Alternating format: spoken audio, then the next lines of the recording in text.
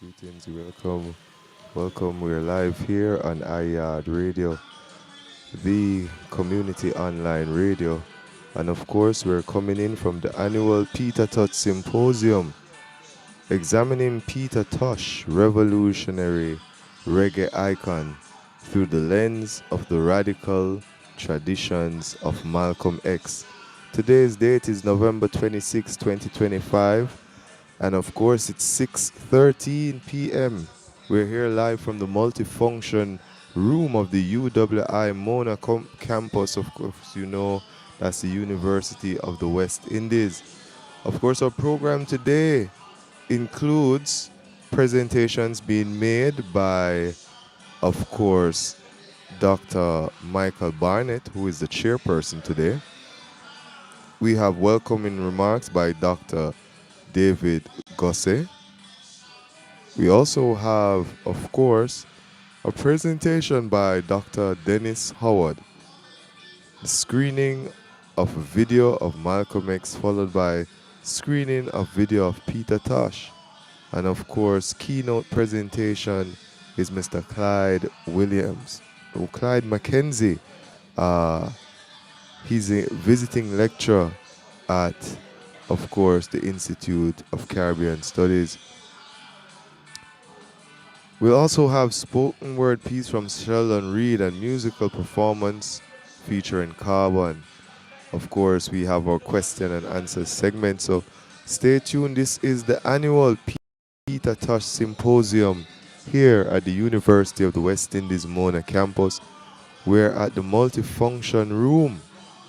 And of course, we go live in video in a few minutes. We're here viewing a live performance of Peter Tosh.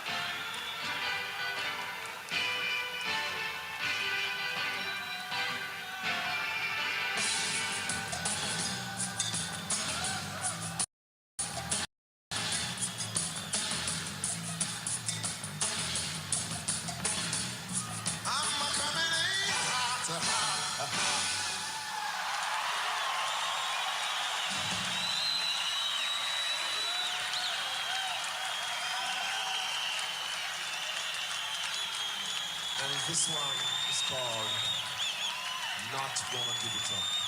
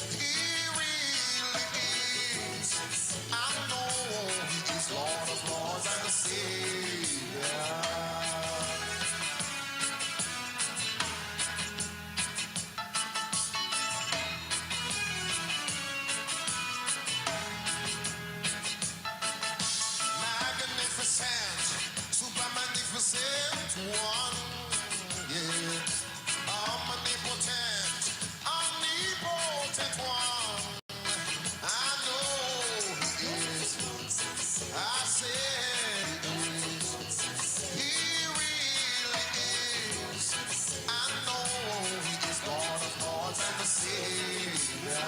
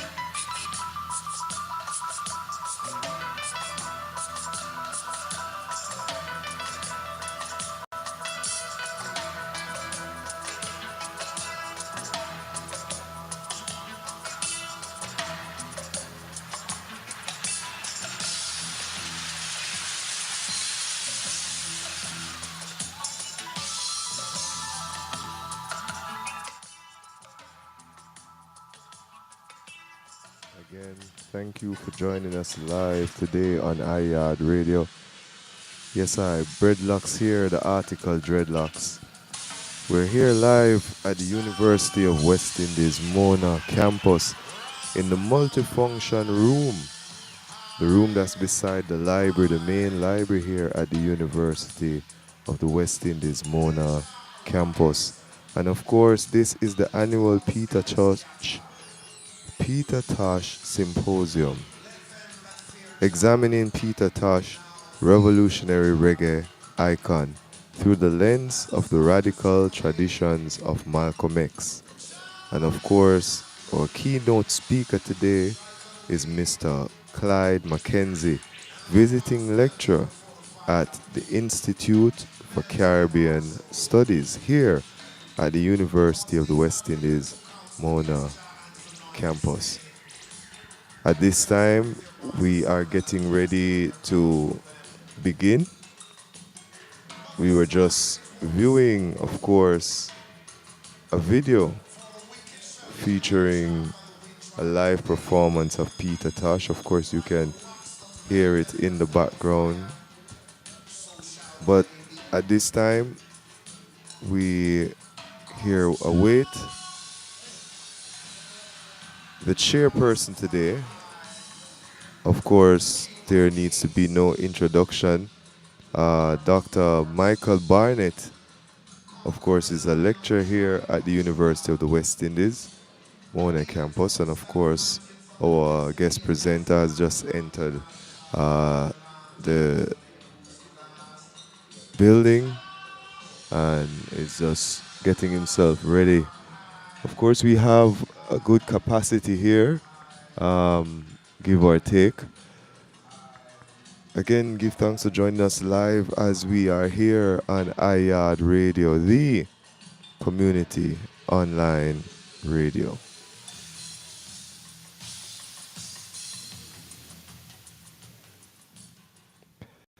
Again, this is the annual Peter Tosh Symposium, examining Peter Tosh. For those who are not familiar with Peter Tosh, give them a feel of his performance, his vibration, and some of the lyrics of some of his music, you know. Peter, to me, was the epitomization of advocacy and activism for African people and actually oppressed people all over the world. So we intend to speak to that activist, militant side of Peter this evening, and that's why the theme is Peter Tosh, revolutionary reggae icon, examining Peter through the lens of the radical tradition of Malcolm X. So that is what we're going to interrogate this evening. We have a very talented array of speakers, and I should just say my name is Dr. Michael Barnett. I'm the chairperson for this particular installment of the Peter Tosh Symposium. It's an annual event, and it's being programmed by the Department of Sociology, Psychology, and Social Work in tandem with ICS, the Institute of Caribbean Studies. And so, to start off, I would like to introduce or bring to the podium the director of the Institute of Caribbean Studies, Dr. David Goss, to bring some welcoming remarks for the event. Give thanks.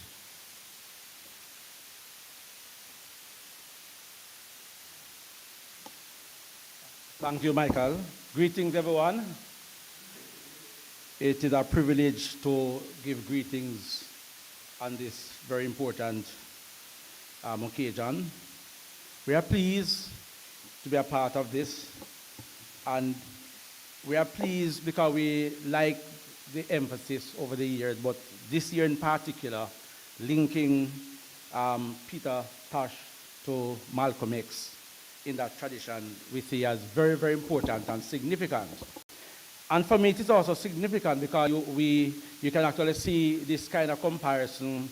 Bob Marley working kind of on the inside, Tosh working kind of on the outside.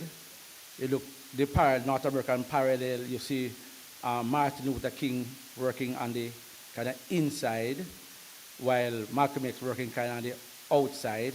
But all four persons are part of what I call the black radical tradition. And it's important. The in and out they're very, very important, because you needed, if you can't deal with Malcolm X, well, you better deal with Martin Luther King. Because if not, you have to deal with Malcolm X. So you have one option. Deal with King, otherwise you deal with Malcolm X. In a similar role, you could see the similar thing where you could say Bobby's radical, of course. We know Bob sang about, bombing, I feel like a bomb at church. So Bobby's not radical. Bobby's radical. But Peter, we know, is far more radical on that side. So I think they complement each other, both here in the Caribbean, Jamaica and also in North America, there are parallels between Martin Luther King and Malcolm X, and in Jamaican context, Bob Marley and also Peter Tosh. So we see this kind of parallel as very important. But I think the larger point that I'd want to really raise that all four gentlemen are all part of the black radical tradition. And I would see them as prophets, black prophets. Important, of course, because some people who read Martin Luther King to a great extent don't see him as radical. But if you read Martin Luther King's speeches, you know he's a part of the black theology, emerging, or a product of the black theology of that period. So he's radical, a radical Baptist preacher. I remember reading a particular file in the Schomburg Center where when King was church, he just drew attention because they said, wait, we never heard this before. We never hear a man like this before. So King is radical, but as radical as King is, due to Malcolm X. So the in and out option, as far as I'm concerned, complement each other. And so we are pleased to be a part of this particular session, and we look forward to a time of reasoning as we embrace our prophets. Very important for us now then that as black people, generally, this idea between sacred and secular is something that all four men, in a sense, did not subscribe to. Right? Those work in the system and those work kind of outside the system to a great extent. They complemented each other. And so we're here this evening now to celebrate Peter Tosh, and we just spend a time reading together. And it's an amazing, and I was thinking it would be a very interesting project to study all four men, all these four men, and how they complemented each other to provide for us the kind of continuation of the black radical tradition. So we pray today that that the reading today will be enlightening and will be helpful for all of us as we celebrate Peter Tosh. And one of the important songs that I've used in one of my particular presentations is issue of equal rights and justice. I don't want peace. We don't want peace. What we want is what? Equal rights and justice. That is a very significant statement by Tosh. And I think it's still relevant even today that we talk about peace. We really want equal rights and justice. And we deal with that. That is peace. You know, and I presented a paper at what you call a peace conference, and I used Tosh's, that part of song, to talk about the symbolism, the importance of Tosh's message, which is very similar to both Bob, Martin Luther King, and also to Malcolm X. So, greetings everyone. Thank you very much.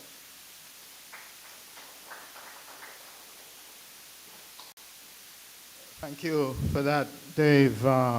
Yes, a very great exemplar of the theme as presented by Dave. And yes, as you said, you know, Bob Marley and Peter Tosh, you know, championed their message from Jamaica, which went globally, and Malcolm X and Martin Luther King were dealing with the situation of real oppression that was happening in the US during the 50s and the 60s. Having said that now, just to try and set the tone for this evening's proceedings.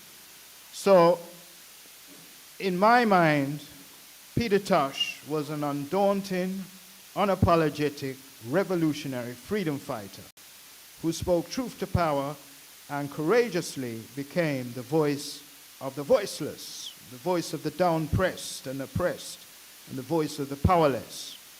He was a reggae messenger that stood up unequivocally for equal rights and justice, for black liberation and African redemption, and in this regard should be celebrated not just as a champion for civil rights, but also for human rights. A quizzical glance at Peter's immense musical catalog will reveal a body of work that clearly highlights his militant, consistent, and ardent advocacy for the oppressed and downtrodden masses, particularly African persons, who, I would argue, still at the bottom of a colorized totem pole, with white at the very top and the darkest tone of black at the very bottom.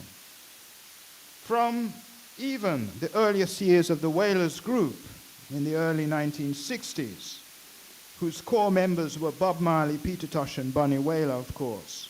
Peter, I argue, was arguably the most militant of all three. In 1966, for instance, he wrote the signature tune, Rasta Shook Them Up, to mark the visit of Jamaica of His Imperial Majesty Haile Selassie, which took place April 21st, 1966. Also, he notably co-wrote with Bob Marley the seminal tune, Get Up, Stand Up for Your Rights. So just a lot of people just think it was just Bob Marley alone who was responsible for that, but Peter co-wrote that and even featured that song on his Equal Rights album. His Equal Rights album, his second solo album, as it goes, just for the record, is my favorite Peter Tosh album. I've said it before, and I'm saying it again today.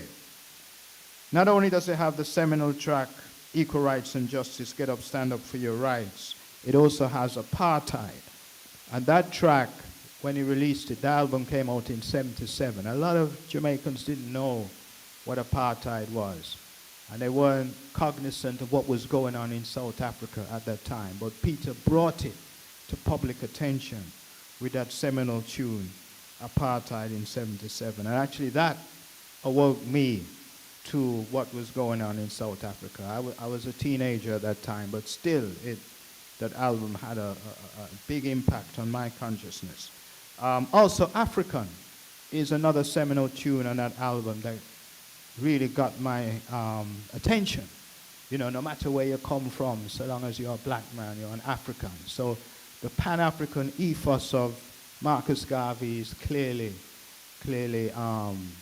you know, mentioned, and it's promoted in that song. So essentially, and we still have to come to a place where black people all over the world do actually, you know, see themselves as African. But it's a Pan-African concept that was very much based in Garveyism. Then you also had other seminal tracks. You had Fight On, Recruiting Soldiers, 400 Years, Them I Forget a Beating, Ain't Gonna Give It Up. You know, that's from the Mama Africa album, and a whole host of other tunes. So essentially though, if you look at the musical catalog of Peter Tosh, you will see that there is this advocacy, almost this militant advocacy that reverberates from his music. So that being said, I just going to basically play a couple of videos, and I want to play a segment from his fiery rhetoric at the Peace concert. So that, well, let's just see what he had to say. But that got a lot of people's attention, and that also speaks to his militancy, I feel. So I just play 3 minutes if I can find a segment.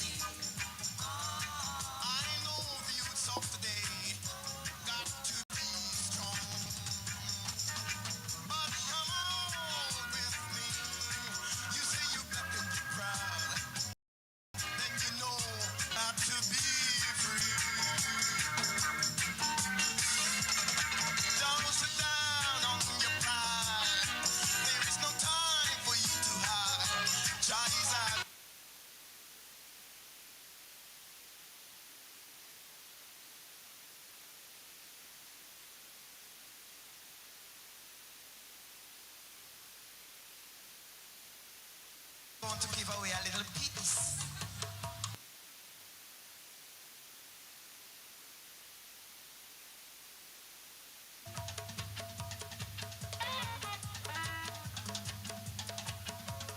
The instrumentation is very good, by the way. The musical performance is very good. But what he had to say is notable. So just while you listen to this segment. This concert here, where them say it's a peace concert. I man never don't come, you know why? Cause what? It was a peace concert. And I wonder if many people realize what the word peace means. Eh? It's the most intellectual people in society think the word peace means coming together.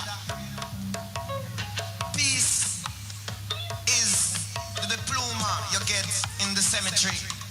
See, on top of your grave, that is marked. Here lies the body of John Strokes. Rest in peace.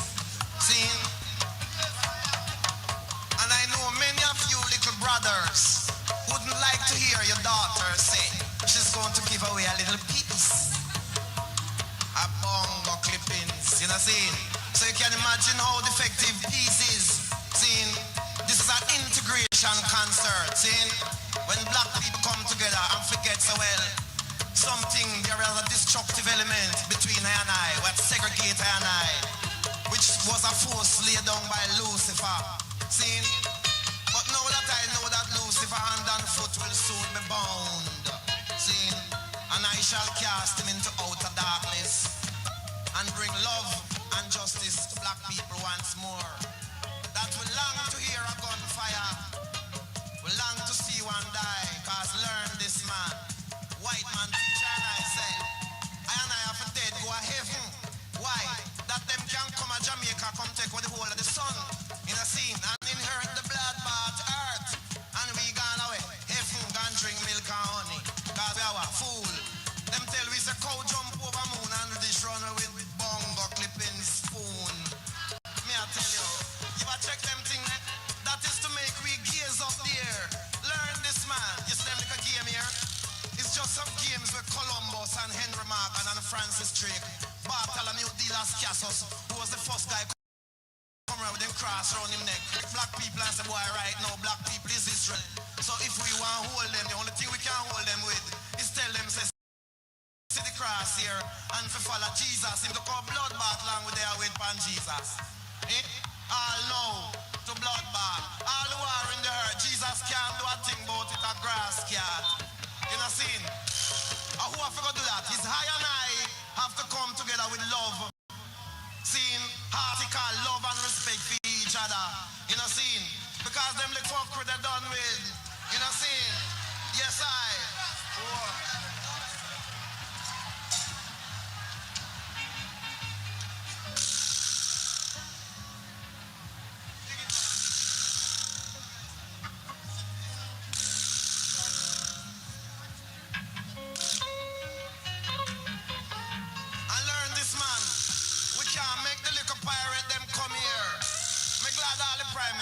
And the Minister of Opposition and members of Parliament. We can't make a little fire them come and rob up the resources of the country now. See? Because that is what they've been doing long, long bloodbath time. And have poor people in their blood clot back shit out of mouth. You know, see? Them the thing they've done. See? Because the earth shook now. And Jamaica, learn this man. Jamaica is one of the richest West Indies country in the world. Learn that. Jamaica can feed the world with food. I see thousands of acres of land lie down out there. We could plant herb and make shipments of herb. We're going to make glaucomia. Go see. So we don't want them the business there. We want equal rights. And what?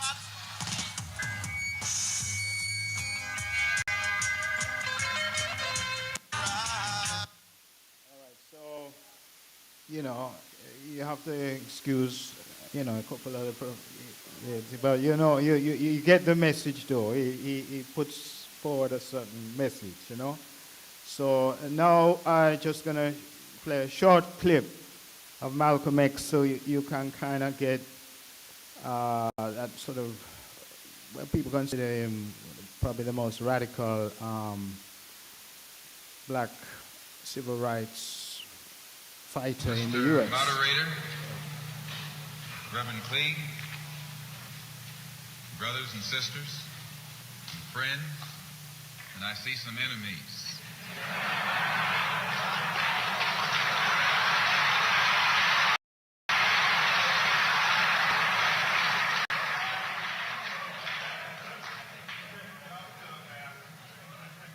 I think we'd be fooling ourselves if we had an audience this large and didn't realize that there were some enemies present. This afternoon, we want to talk about the ballot or the bullet. The ballot or the bullet explains itself. But before we get into it, since this is the year of the ballot or the bullet, I would like to clarify some things that refer to me personally concerning my own personal position. I'm still a Muslim. That is, my religion is still Islam.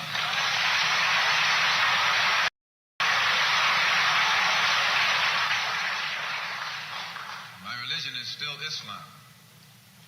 I still credit Mr. Muhammad for what I know and what I am. He's the one who opened my eyes. And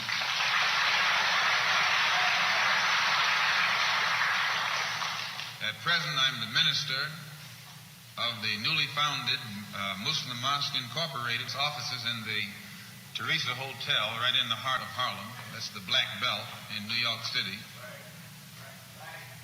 And when we realize that Adam Clayton Powell is a Christian minister, he has the Aficionado Baptist Church, but at the same time, he's more famous for his political struggling. And Dr. King is a Christian minister from Atlanta, Georgia, or in Atlanta, Georgia, but he's become more famous for being involved in the civil rights struggle. There's another in New York, Reverend Galamison. I don't know if you've heard of him out here. He's a Christian minister from Brooklyn, but has become famous for his fight against the segregated school system in Brooklyn. Reverend Clyde, right here, is a Christian minister here in Detroit. He's the head of the Freedom Now Party. All of these are Christian ministers.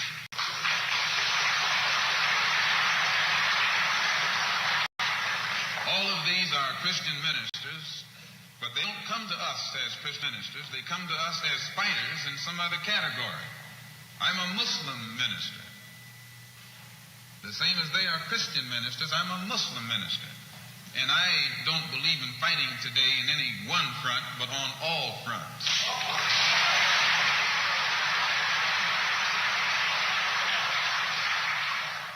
In fact, I'm a black nationalist freedom fighter.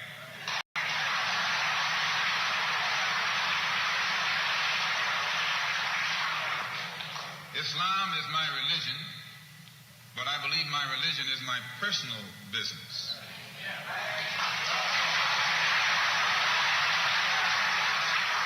It governs my personal life, my personal morals. And my religious philosophy is personal between me and the God in whom I believe. Just as the religious philosophy of these others is between them and the God in whom they believe. And this is best this way. Were we to come out here discussing religion, we'd have too many differences from the outstart, and we could never get together. So today, though Islam is my religious philosophy, my political, economic, and social philosophy is black nationalism. You and I...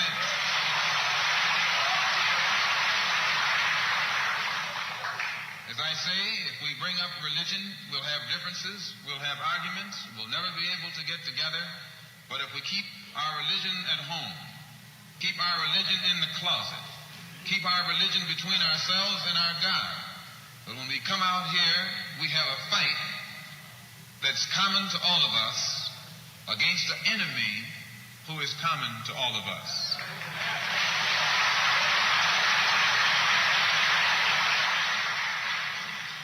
The political philosophy of black nationalism only means that the black man should control the politics and the politicians in his own community.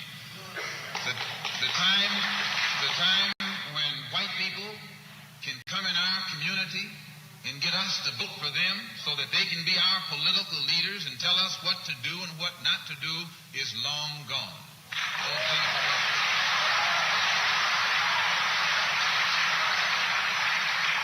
By the same token, the time when that same white man, knowing that your eyes are too far open, can send another Negro into the community, get you and me to support him so he can use him to lead us astray, those days are long gone.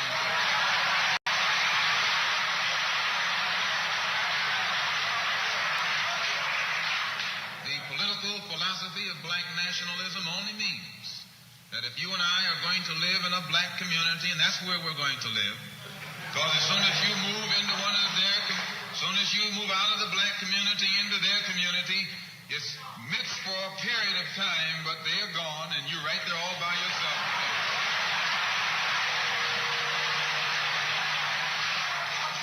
We must understand the politics of our community, and we must know what politics is supposed to produce. We must know what part politics play in our lives.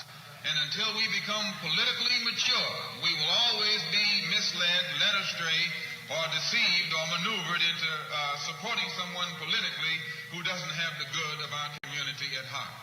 So the political philosophy of black nationalism only means that we will have to carry on a program, a political program of re-education to open our people's eyes, make us become more politically conscious, politically mature. And then we will, whenever we get ready to cast our ballot, that ballot will be cast for a man of the community who has the good of the community at heart. And the economic philosophy of black nationalism only means that we should own and operate and control the economy of our community. You would never find, you can't open up a black store in a white community. White man won't even patronize you. And he's not wrong. He got sense enough to look out for himself. And you who don't have sense enough to look out for yourself.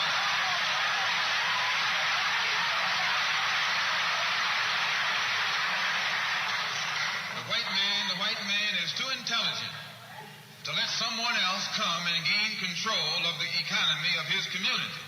But you will let anybody come in and control the economy of your community. Control the housing, control the education, control the jobs, control the businesses under the pretext that you want to integrate. No, you're out of your mind.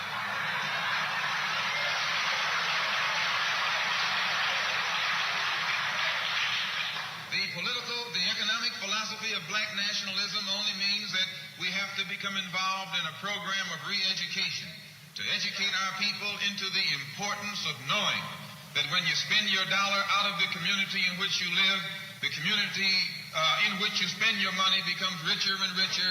The community out of which you take your money becomes poorer and poorer. And because these Negroes who have been misled, misguided, are breaking their necks to take their money and spend it with the man. The man is becoming richer and richer, and you're becoming poorer and poorer. And then what happens? The community in which you live becomes a slum. It becomes a ghetto. The conditions become run down. And then you have the audacity to complain about poor housing in a rundown community. Why, you run it down yourself when you take your dollar out.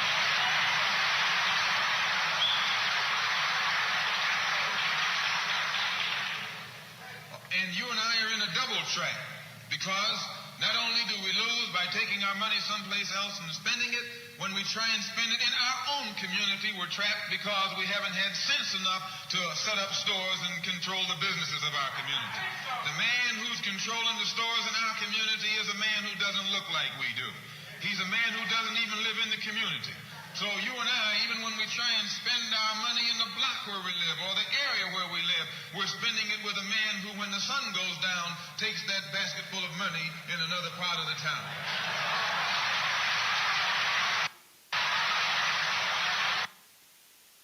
Right. So anyway, so that gives you a feel for the radicalism of Malcolm X.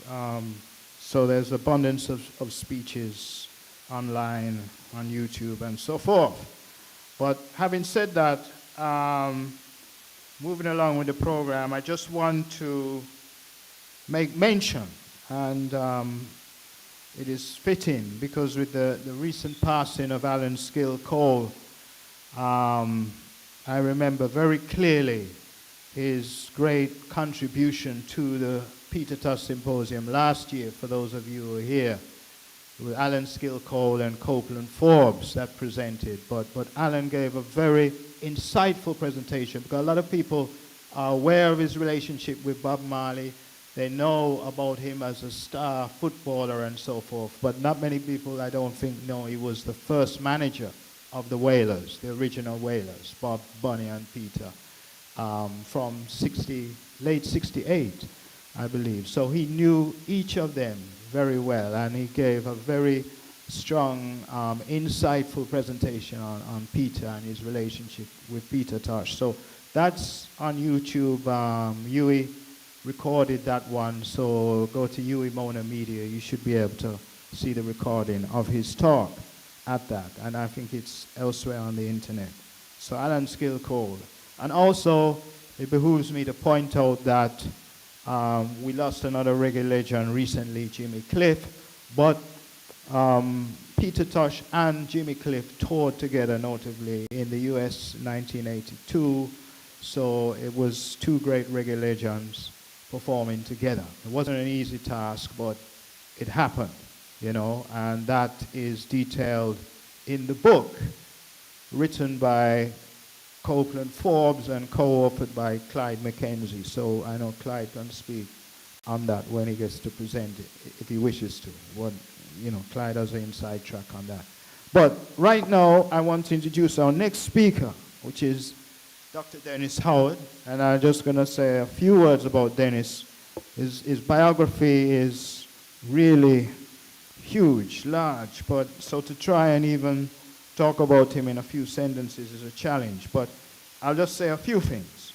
And that Dr. Dennis Howard is a former entertainment journalist, radio presenter, television producer, and record producer.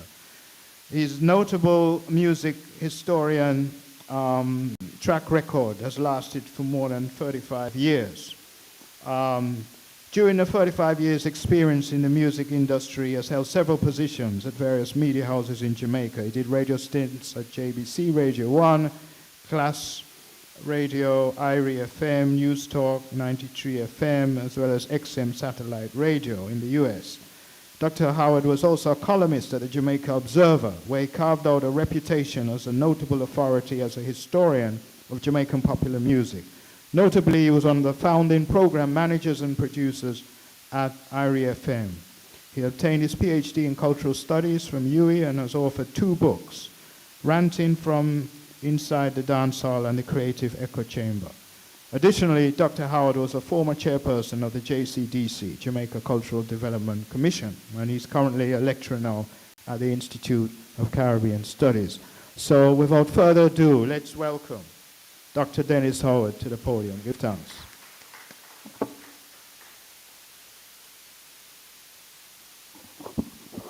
Evening, everyone. How wanna do? All right, so I'm gonna be brief. I just want to lay the foundation or the setting for my great friend Clyde McKenzie to come and blow you away, as usual. So I'm going to look at 4 areas where there's parallel between Peter Tosh and Malcolm X. The first one is revolutionary consciousness and black liberation. So Malcolm X's philosophy of by any means necessary resonates profoundly in Tosh's worldview. Tosh's lyrics and public persona often reflected Malcolm's militant stance on black pride, self-defense, and Pan-Africanism. Songs such as Equal Rights, Apartheid, and Down Presser Man parallels Malcolm's advocacy for liberation by challenging colonial and racial hierarchies. Where Malcolm X fought through speeches and organizational activism, Tosh waged war through sound and performance, word, sound, and power, turning the reggae stage into a political platform, as we just heard from the One Love concert, which I was at, a third former at KC, but I got a ticket from my father and I was there. It was a great experience. All right.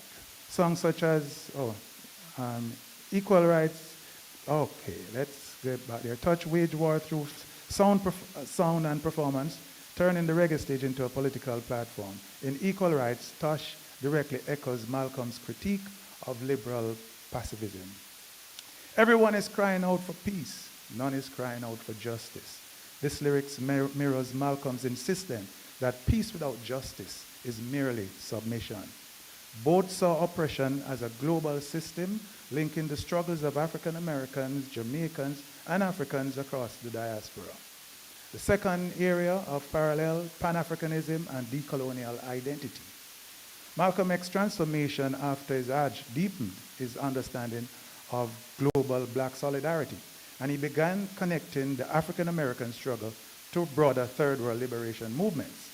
Tosh similarly rooted his identity in Rastafari, a theology and political philosophy that reclaims Africa as the spiritual and ancestral home of black people. His consistent invocation of Haile Selassie I and denunciation of Babylon system aligns with Malcolm's attack on the white power structure. Tosh's Afghan and Fight On evokes the same call for unity and repatriation that Malcolm advances through the organization of Afro-American unity. For both men, liberation was not national, but transnational, tied to the emancipation of all African people. So the third area, militancy and the refusal to compromise. Both Tosh and Malcolm X were often misunderstood and vilified for their militant rhetoric. They rejected moral appeals to white sympathy, choosing instead to confront oppression with fearless truth-telling. Tosh's performance, carrying a M16 guitar, smoking ganja in defiance of the law, were a symbolic act of resistance against control and hypocrisy, akin to Malcolm's rhetorical defiance of American racial order. Tosh's famous confrontation, as we just heard, at the 1978 One Love Peace Conference, where he berated Jamaica's political leaders for hypocrisy and corruption before being brutally beaten by police, stands as a Jamaican parallel to Malcolm's assassination in 1965. Both martyrs uncompromisingly black advocacy. And the final area, cultural nationalism and mental liberation. Malcolm declared, we cannot think of being acceptable to others until we have first proven acceptable to ourselves, similar to Marcus Garvey's incantation. Tosh music was an instrument of mental emancipation, urging listeners to shred colonial inferiority. Songs like Legalize It went far beyond marijuana advocacy. They critiqued state hypocrisy and colonial morality, aligning with Malcolm's call for self-definition and rejection of Eurocentric values.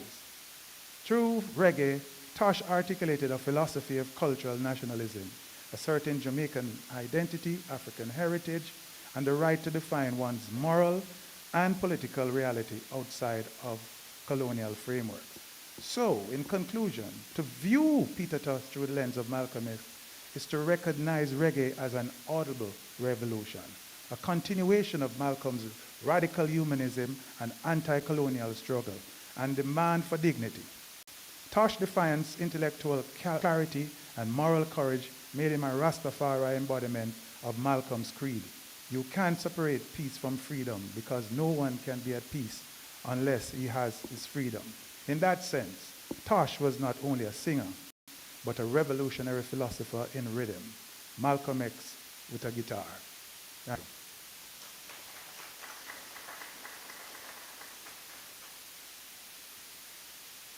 Yes, thank you, Dennis, for that invigorating presentation. So I am just going to now introduce our next presenter, which is Mr. Clyde McKenzie. And Clyde McKenzie, if you want to see bios, is very extensive. So I really, but I had to cut it down, Clyde, just for the sake of the timing. Anyway, Clyde McKenzie was the founding general manager of IRIFM, media content developer, and he's the current director of Magnificent Ideas Limited, Magnificent Gaming Solutions, Caribbean Global Network, and Downsound Book Publishing Limited. As the founding general manager of IRI FM, Jamaica's first all reggae station, Clyde redefined the island's broadcasting culture. He hosted the influential programs Musically Speaking and Food for Thought, known for blending entertainment and insightful commentary. In music, Clyde earned Grammy recognition as the executive producer of Beenie Man's Art and Life album, and he co-managed Beenie Man during his international breakthrough. He also worked with major acts including Lady Saw, Tonta Metro and Devontae, and Miss Ting, and holds songwriting credits on several of Beenie Man's albums. An accomplished writer and commentator, Clyde McKenzie, co-authored the highly touted Reggae My Life Is, along with the renowned reggae artist, manager, and booking agent, Copeland Forbes. This book is essentially a masterful treatise of reggae history through the eyes of Mr. Forbes. Clyde's expertise has made him a major contribution to regional festivals, including Carifesta 2013 in Suriname, Carifesta 2020,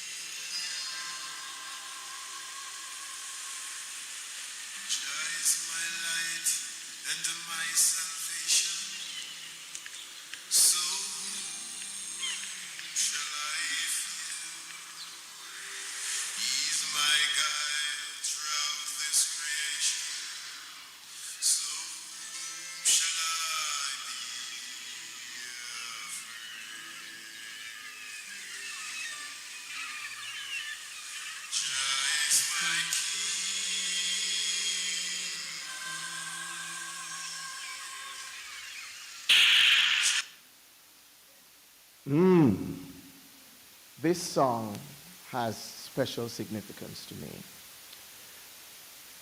In 1980, after that very significant election, this song was being played when we almost lost our lives, my sister and I, my sister Shireen and I. So I give you that little piece of history before I go into my presentation.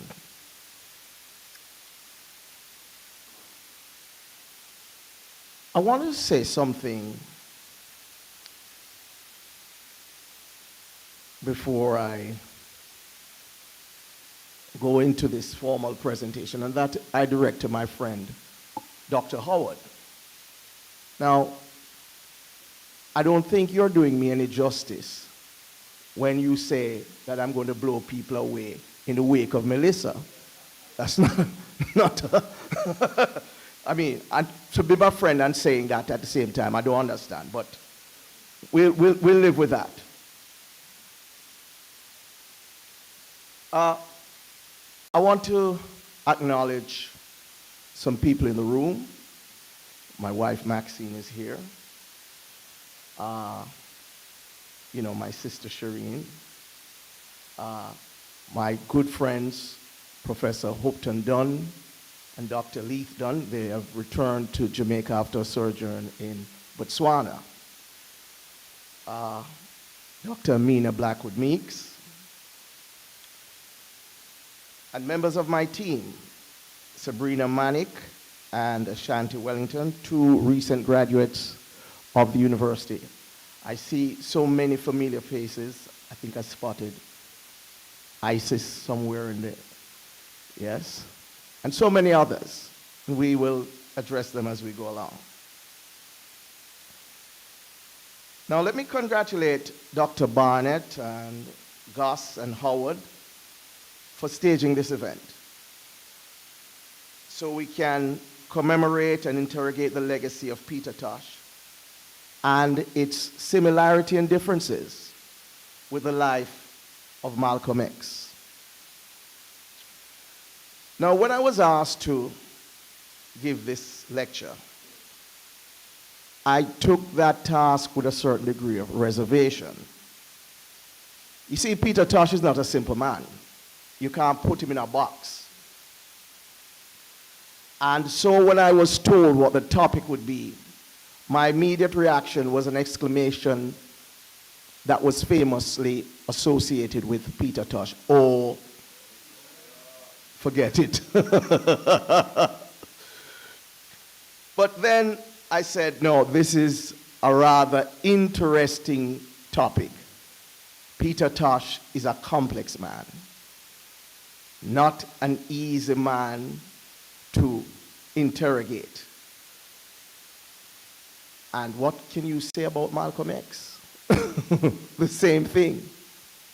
Now, Dr. Goss earlier, he placed this presentation in context, even though we had not spoken about it, because it is important to make comparisons between Marley and Tosh on one hand, and Malcolm X and Dr. Martin Luther King on the other hand. Right, Bongo Herman? I see. Good man. Now, we talk about conciliation on one side and militancy on the other side. As Dr. Goss has rightfully pointed out, the difference in terms of militancy and conciliation is not as stark as many people want to make them out to be. It is more stylistic. Now, the fact is that style sometimes can trump substance. And I think when we see how the establishment has received both Marley and Martin Luther King, as opposed to how they have treated Malcolm and Peter, we understand that sometimes, you know, honey can have a little bit more value than vinegar. However, one of the things I've always noted is that the depth of passion for somebody like a Peter Tosh and for a Malcolm X sometimes exceeds that we have for people like Marley and Martin Luther King. Although, I mean, these are more broadly accepted and more widely accepted in terms of the passion that these men arouse, both King and both Malcolm X and Peter Tosh. It is really visceral.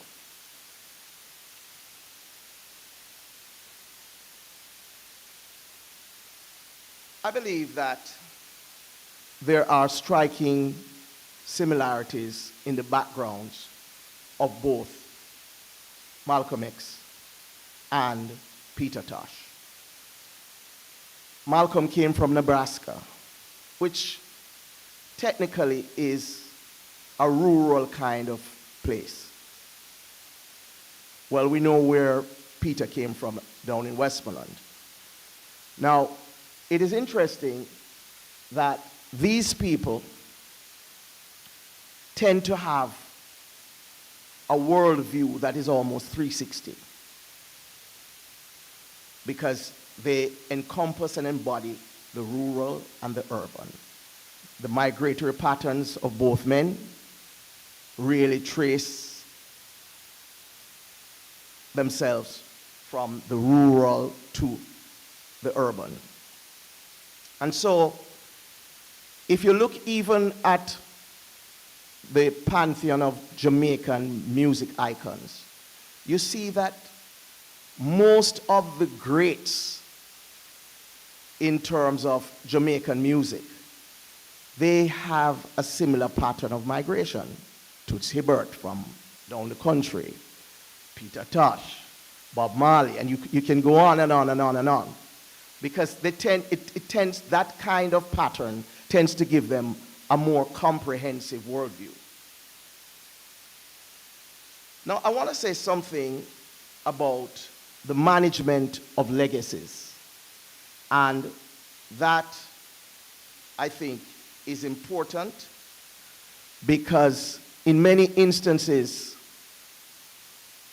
many iconic legacies go into oblivion because there is no management of the legacy. And this is why an event like this is so important, because many times you have instances where people are just saying, no man, this man was just great and he did what he had to do and his memory will perpetuate itself. It doesn't happen just like that. What has happened to Bob Marley just didn't happen like that. Without the conscious management of Rita Marley and her children, his legacy would not perhaps have been this strong, despite what he has done. So it is important that we manage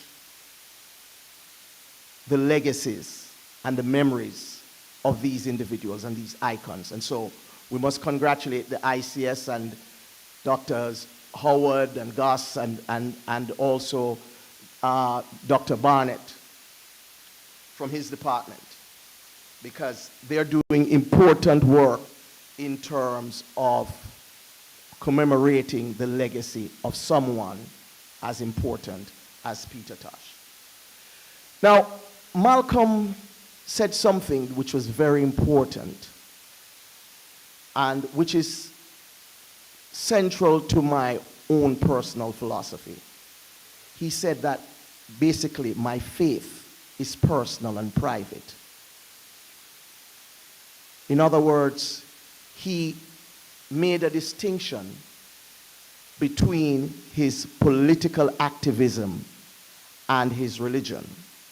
Now, this is not to say that his worldview and his identity was not shaped by his religion. But what happened was that his views, the views of Dr. King, the views of Bob Marley, the views of Peter Tosh, were able to transcend the constraints of denominational dogma. In other words, when you were listening to Peter Tosh, although he's Rastaman, he wasn't giving you a message just for Rasta people. He was giving you a message that was for all the oppressed people of the world. The same thing with Dr. King. In other words, he wasn't talking to Baptist people. He was talking about issues of justice, of rights, of equity. And that's very important because historically, we have seen whenever you have that intersection of religion and politics, that it often doesn't go very well. Right? Now, that is not to say that people of faith are not great leaders.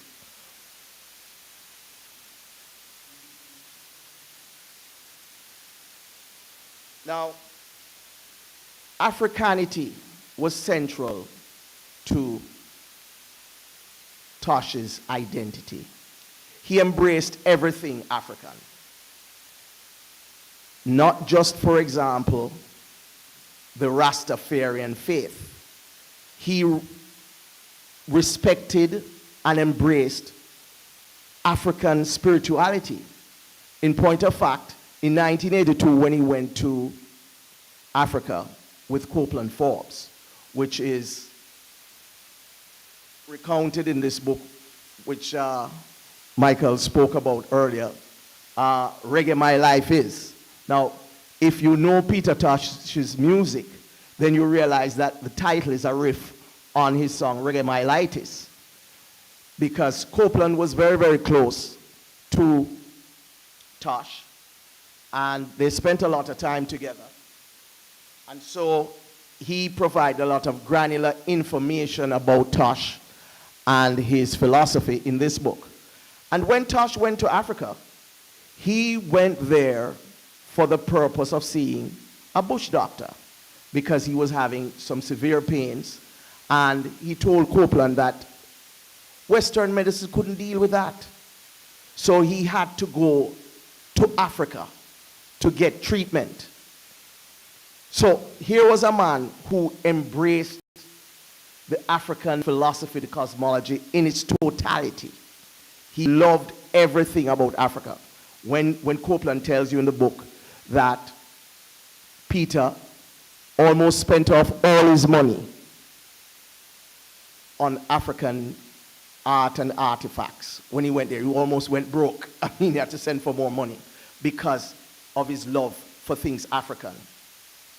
Now, the difference between Tosh and Malcolm X is that Tosh really believed in an African deity, while Malcolm saw his Nation of Islam as a vehicle, a platform for addressing certain inequities that he saw in the American society and beyond the American shores. Now, there are some radical approaches that Tosh had.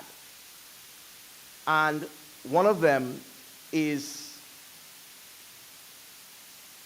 the advantage he took of emergent technology and developments to change the directionality of the messaging. Because, as scholars like Houghton Dunn will tell you, what would happen is that the colonial overlords would speak to us in the periphery directly, but they really didn't expect or want to hear anything from us, right? And also, the other thing is that they did not want us to speak to each other on the periphery. Now, Peter Tosh, Bob Marley, they broke that barrier because they started to speak to the Down Prince all across the world. The people in Africa, they were hearing about what was happening there, and they were talking to these people, and these people were impressed and they were inspired by what people like Tosh and Marley were saying. And so that is very, very important in terms of how these men dealt with addressing concerns as people who were from a third world nation. And I mean, don't discount the importance of the music, because that was a critical vehicle in terms of a messaging construct. That was critical, and these men used it deftly to their advantage and to the service of the liberation struggles across the world. So we have to give them credit in terms of how they were able to use the music, to which was a technology, you know, how they use that to really inspire and support the liberation movements across the world. And I go back to the question of how the message of a TOSH or Mali or any one of these freedoms, you want to call them, or liberation movement leaders, whatever we want to call them. I mean, Dr. Goss has his own term for them.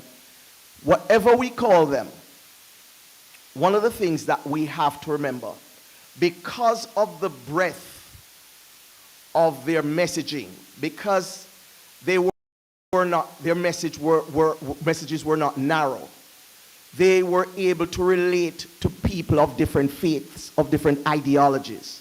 So the people who, some of them were Marxists down in Southern Africa, who were fighting the liberation struggles, they could find values from the messages of these religious people, because it was religious messages that were coming out. And that was what is important. And Malcolm X underscored that point in the presentation we saw earlier on. So we look at Tosh, and we look at Malcolm, and we say, why was he so militant? Because here it was, when Bob Marley in 1978, and Dennis Howard, the concert, the One Love concert in 1978, when Bob Marley took Eddie Seaga's and Michael Manley's hand and held it over his head and all of that, Peter Tosh was cursing like, you know, a mad sailor. It, for many people, demonstrates the contrast in their approaches. Peter subsequently got a deal with Rolling Stones, I mean, for that expletive-laden performance, while Bob, I mean, got, you know, renowned for that gesture. But also, Peter got a target on his back for that. And he was subsequently beaten because he was told that what he had done there was linked to the authorities. And he suffered, because here was a man who he seemed to believe in compromise. King and Marley were people who, they know that sometimes you might have to accommodate the powers that be. Now, Tosh and Malcolm were different in that respect. Now, both of them interviews.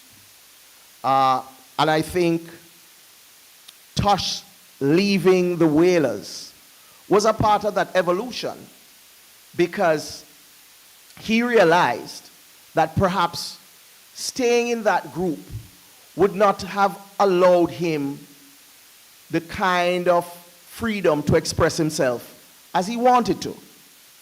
And so, in his evolution, part of the decision was to leave that famous group.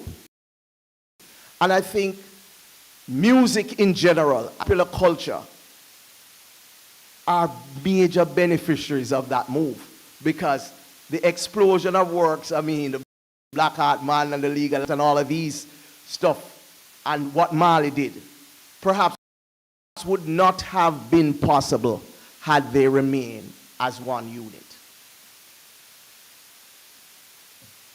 Now, we spoke about the centrality of Africanity, and we spoke about the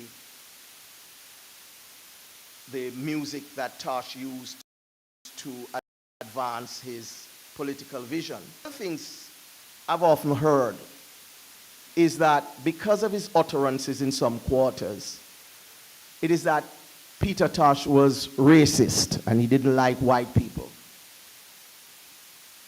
But on closer observation, I don't think that might be entirely accurate.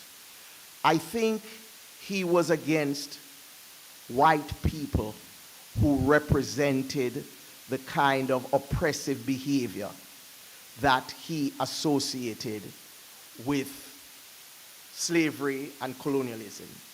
So there were white people who he was very, very good with. I mean, the guys in the Stones, he was great with them. People like Roger Stephens will tell you that, you know, when Peter would go to California, he would tear down ganja trees to carry and give to Peter to smoke. You know, so he had his people who were not necessarily black, but he was not supportive of people who represented a certain kind of white supremacist ideology on a personal level. Now, it is interesting to note that all four men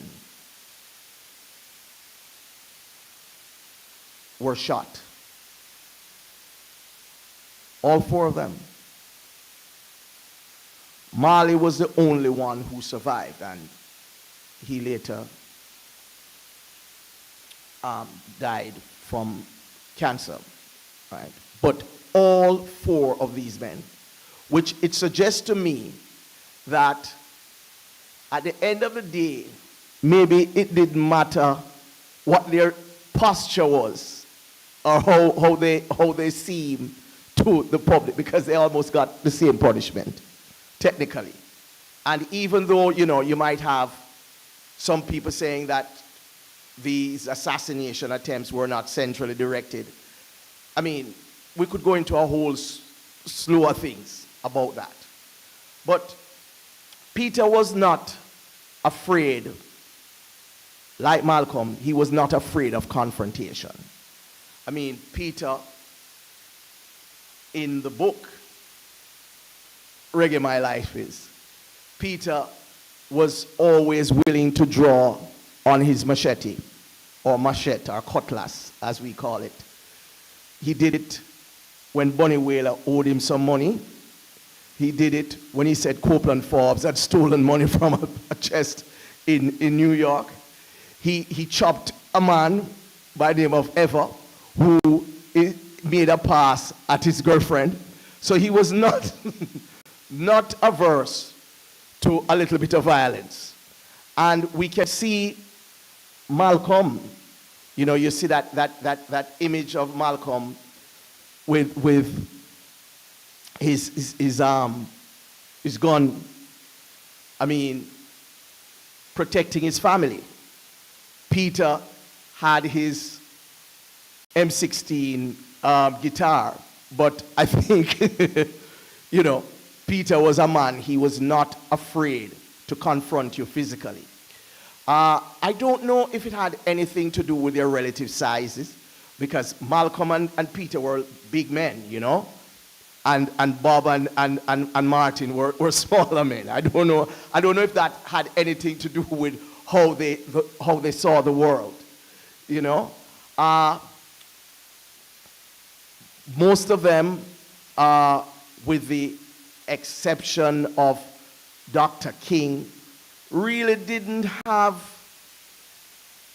the benefit of paternal care, a great level of paternal care. They were brought up mainly by strong women, well, strong Caribbean women, because Malcolm's mother was also a Caribbean woman. Mind you, she had her own challenges because, I mean, her husband was murdered. And some of this might have shaped just how militant Malcolm was, you know? And so I believe that there is a lot that we can learn from the lives of these two men. Because Dr. Goss said they were prophetic, and in more ways than one. Because when you look at the causes which TOSH espoused, the legalization of marijuana and so many other things, and you see what is happening today, some of the political chaos that we're in today were prefigured in his songs. The day the dollar died. You know, these are things that TOSH spoke about. We don't need no nuclear war. You know, this is the kind of insight and prophetic wisdom that TOSH had. And Malcolm, he saw and prefigured a lot of what is going to happen is happening today. I would say that Malcolm, interestingly, espoused it was a militant strain of the Garveyite philosophy. Why do I say that? Malcolm was not integrationist like Du Bois, or even King. You know, he was not seen as integrationist, right? He believed that black people by themselves could do well if you just allow them to be who they are supposed to be. That is what Malcolm was about, right? Now, King, on the other hand, he wanted political reform to work with the powers that be. And that's understandable. But there is value in both approaches. And as Dr. Goss pointed out, what you will find is that they had a complementary to play, because Malcolm would always say that, look, King would not be as effective as he is had it not been for me. Because as you pointed out, people are afraid of me. So they will to King. And maybe the same could be said to Marley and TOSH. You know, Marley with Island Records, he did what he had to do. TOSH left. People say it was a race thing. It wasn't a race thing because, I mean, as I say, he went to Rolling Stone, some white people. So I don't know. I mean, there are other reasons that could be adduced. But I think that Peter Tosh and his life, and also Malcolm and his life, have so many great lessons for us. And if we reflect on them and we try to extract the value from them, I think we can have a much better world. Thank you very much.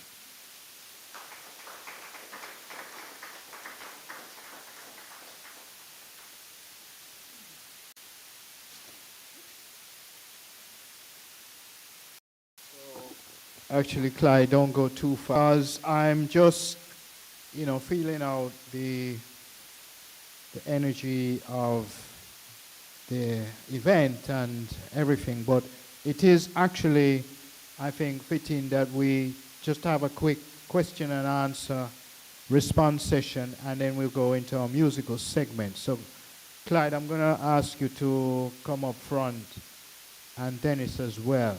So I hope that people found the presentations and perspectives intriguing enough that maybe you have some questions or even some insights you may want to share. But, I think, when we take this deep dive into looking at our, our reggae greats and our reggae legends, particularly those who had message in their music. It's worth looking at the impact of the message, what they were trying to say, and generally speaking, the wider impact on the wider community. Because we can't take for granted the power that reggae has had in carrying a message across the world, across the world. And I've said this a number of times. So I'm just about old enough that I caught the 70s, you know, that, you know, I was a teenager, 78, I didn't manage to make the One Love concert. I regret that to this day. But I was buying the music. I was going out into the record stores, you know, and go down, make a special thing to go downtown and buy my vinyl and stuff. I still have some of those records. But if I missed the 70s, maybe I'd be a different person, because that did impact my consciousness. I can't speak for others. Maybe those of you, and I see some people older than me can speak to that, and some people younger. I think me and Dennis are about the same age. I don't know if Clyde is the same age. Yeah, probably, yeah. We're all about the same age, so, you know, it is what it is. So, open it up. Any thoughts, any questions, perspectives? Just while we're here now. Yes, Houghton. Should you have a mic? Yes, Mr. Palmer. Yeah. Use that microphone. Is it? Show it slide. Yes. Thank you. Greetings, everyone, and thanks very much for the very enlightening and invigorating presentation that we just heard, and the precursor that we heard from Dr. Dennis. My observation is that we probably should place a little more emphasis on the role of Marcus Garvey in the life of all four of these icons. Because as we know, Malcolm X's mother from Grenada was a Garveyite. And Malcolm himself studied Garvey in the course of his own intellectual and personal development. Of course, Peter Tosh was a great Pan-Africanist in the radical tradition of that particular worldview. And the same thing could be said in respect of Bob and in respect of Martin Luther King. So I would like to ask the panel, our colleagues, if they would wish to make some further comments in respect of the work of Marcus Garvey in the life of and in the line that we are marking here. Thank you. I would just add to that, Houghton, and thanks for raising that, that in terms of Malcolm X, he, I don't think his legacy is shared that much in Jamaica as it should be, but the connection is there because Malcolm X, in his autobiography that was co-written by Alex Haley, says that Garvey had this impact on him, and his father as well. So Earl Little was also a Garveyite. Unfortunately, his father was killed, notably by the Ku Klux Klan in, was it 1931? Thereabouts. So, you know, Malcolm, though, with the short time he spent with his father, would be carried to UNIA meetings, and he speaks as to how much that impacted his consciousness. So that's, thanks for bringing that up. So, Dennis? Yeah. I don't think anyone can imagine Pan-Africanism militancy in the United States and not think of Marcus Garvey, because he was the originator of that kind of movement, along with some other persons, like I think one from Bahamas was I can't remember his name right now. But without Marcus Garvey, we don't have this kind of militancy. And it is inevitable that we would talk about Marcus Garvey in dealing with Malcolm X and Peter Tosh and Bob Marley and even Martin Luther King. Yeah, Professor Dunn, I agree with you. We could have expanded on the role of Garvey in the development of the respective philosophies of these men. I did point out, and I think it's worthy of expansion, that Malcolm, particularly Malcolm and Tosh, the militancy, as I said, these were militant strains of Garveyism because they were separatist instead of integrationist, in the sense that contrary to the Du Bois philosophy, which was to come together, black people, and we sing along Kumbaya with white people, both Tosh and Malcolm were black people, we can do it by ourselves. Which, Martin was conciliatory in that sense. It was, let's go with these guys and make sure that, they deal with us fairly and all of that. But they saw, people like Malcolm saw value, even in the segregationist approach that the white people had, because they knew that there were businesses, black businesses, that were thriving under segregation, which went into oblivion after segregation went out of business. So, yes, the whole question of Garveyism and the influence of Garvey is very strong on these men, particularly. The same parallel that we have with King and Malcolm X and Tosh and Marley, we could have the same parallel between the boys and Garvey. And Garvey, yes. And Garvey. It is the same one. Yeah, and here's the irony. When Garvey was promoting repatriation to Africa, back to Africa philosophy, the boy was basically ridiculing him. And ended up that I visited the Edward W.D. Du Bois Museum in Ghana, because that's where he died. I went through his house and all of the artifacts and what have you. And the irony of it, because remember at first, and the sad thing is that Garvey never went to Africa. Never went. Yes, good point. As I said, for many reasons, but Garvey never touched foot on the soil of Africa, but his advocacy for Africa was, incredible. So, any other questions, perspectives? Yeah. Oh. You have the mic, okay, and then Anita after you. Yes, I just want to make 3 quick points about Peter Tosh and get some comments from you. One is that today we still have a problem with language, and so some songs can't be played on the radio, but Peter Tosh was very firm, "Oh Bomber Clot," and I'm sure even though Peter Tosh is who Peter Tosh is, I'm sure that song, "Oh Bomber Clot," is not played on the radio. But that's an issue where freedom of speech is concerned. Even in America right now, you can, paraphrase certain words, but I don't think you can do it in Jamaica. So I just wanted to make that point. So give him credit for that. The other 2 points, though, are police brutality.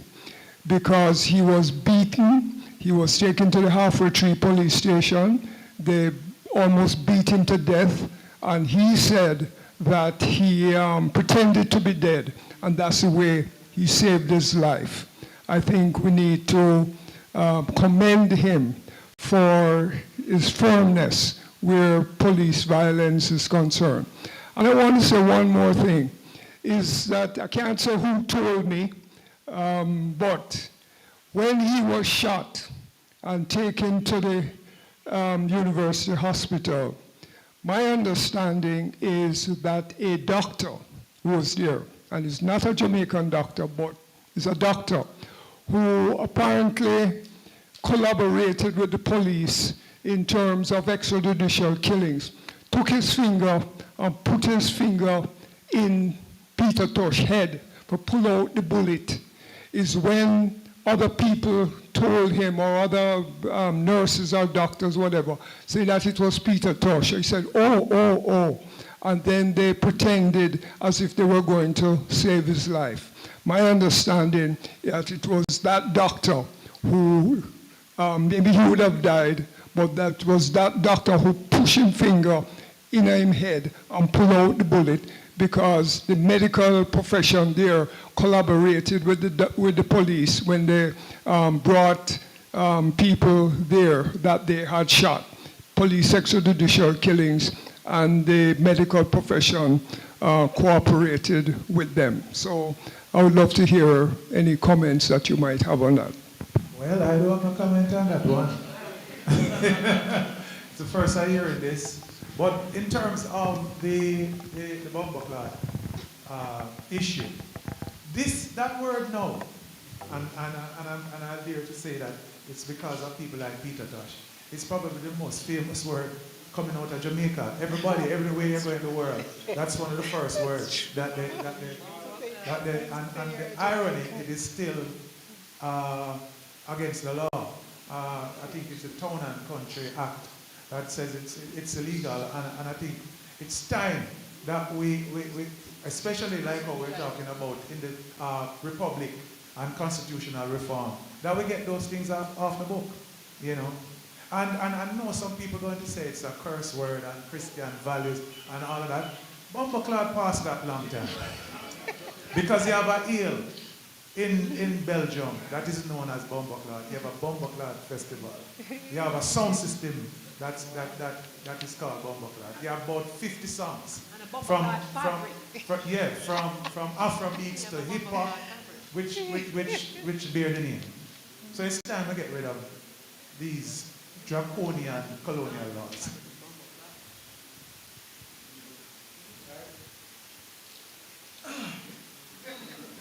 Now, I think I would agree with Dr. Howard on the matter of getting rid of some of these draconian measures to address matters of expression. However, there is also the issue, I think, of access, particularly children, to certain types of expression. Now, the one referred might not be the one that we need to sanction, but sanction in terms of legal penalties for people to use certain words. That's definitely outdated. But there are some expressions which you might want to keep out of the range of children for some reason or another. I mean, one of them is that they just don't have the appropriate filters to deal with some things. And as such, you're exposing them to those impulses should be gradual. I mean, my father would take a star home in the evenings, you know, and one would think that that was a crazy thing. I mean, what was this man doing, bringing a star home to his children?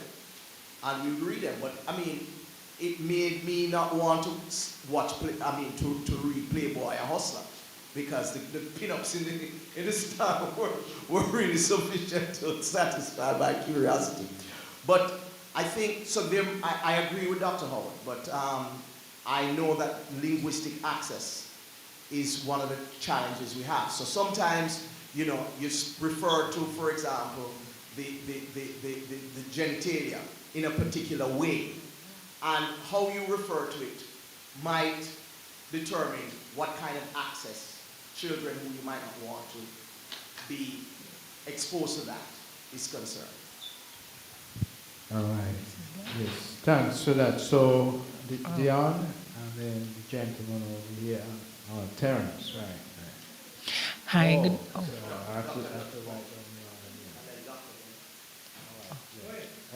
Okay. Yes, so my question, after listening to the presentation and hearing the parallel lives or parallel philosophies that they both held, do you think at any time that the philosophies of Peter Tosh were influenced by those of Malcolm X? Do you have any reason to think so? I would think that it's cross-fertilization. These men would be hearing about each other, would be reading about each other, listening to each other. And so they have their basic tenets, which might have been bolstered by what they would have heard about each other. I mean, there's no hard evidence to support that Tosh was reading Malcolm X or that, Malcolm was listening daily to Peter Tosh. But clearly, I mean, in that kind of black tradition, I'm sure they would have come across each other on more than a passing basis. In terms of the center-periphery dynamics, well, when in the 60s and the 70s, we were into African-American culture. Soul and reggae were synonymous at one point. And you had the rootsman them, who was vilified like Bunga Herman and others. And you have the soul men who were accepted in society, who were Afro and all of that. And then the distinction was even into sound system. You had the root sound system that were called hi-fis, and you have the discos, which was the palatable music. So Peter Tosh definitely was influenced by the teachings of Malcolm X, because when I was at KC, all of the third farmers and fourth farmers had the autobiography of Malcolm X, because it was the 70s. Everybody was militant. And Peter was around that time. And he was very erudite. Yeah, and well-read and articulate and understand the situation. And remember the teachings of Majuma Plana, Rastafari, and all of that tradition would be mirroring what was happening in the civil rights movement. A man like Curtis Mayfield, who they said musically is the father of the civil rights movement, and his song, People Get Ready, which is basically Bob Marley and them rip it off to the One Love. Mayfield was influential. I said, if we give somebody a OD who is a foreigner, it should be Curtis Mayfield, because he's so impactful in terms of his influence on so many of the foundation artists. Bob Marley, he did Got to Keep On Moving, they did Diamond Baby, and the Techniques, the Paragons, everybody covered Curtis Mayfield. So I believe that the teachings and the philosophy and the history of Malcolm X impacted all of the Whalers. Thank you. Very good point. And there's a tune, Black Progress, we have time to audience to play, which the Whalers put out. And it was a very militant song there. So all of the Whalers came together and during the 60s. So they were conscious of what was going on in the US in the 60s, and that did have an impact in Jamaica. Look on Marcia, Bob Andy and Marcia, with a big tune. Yes. But it all comes down back to one person, Marcus Garvey. Because Marcus Garvey was and people like Stokely Carmichael from Trinidad, who coined the word Black Power. So it's again a Caribbean thing.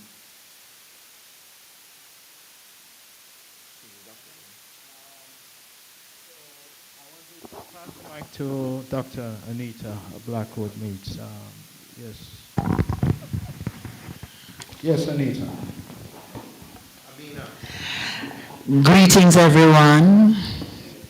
My name is Amina Blackwood Meeks, as in Queen Amina of the old Zaria Kingdom of Nigeria, under whose queenship the Kingdom of Nigeria expanded and seldom lost a war. Don't forget Amina Blackwood Meeks. Please allow me 3 clusters of questions. I'll try to be brief, and they may or may not be related. I'm not sure whether it was you, Dr. Howard, or you, Mr. McKenzie, who used the term the management of legacy. And I would like if we could examine that a little bit more, and this forum might not have sufficient time to do that, and so I am proposing, Dr. Goss, some kind of seminar about the management of legacy.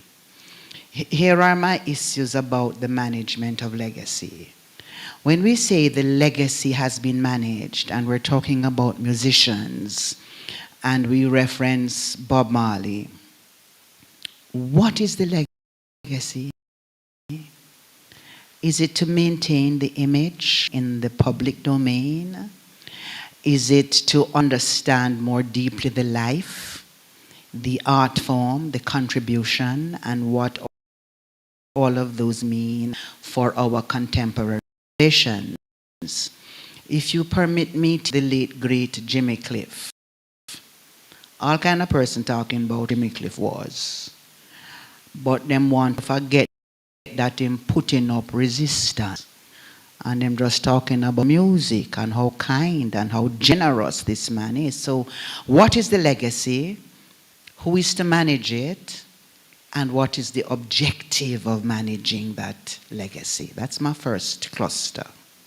May I proceed to the second cluster? We have a situation in Jamaica where certain people are not allowed to talk about certain issues because they're not competent. So what I know about Marcus Garvey, that she want to talk about Marcus, that's a Garveyite business, and people who are not Garveyite must keep out of it. And this is a Rasta business, and people who are not Rasta must keep out of Rasta business. And this is a Maroon business, and people who are not Maroon must also keep out of Maroon business. So when we look at those real things, my question is,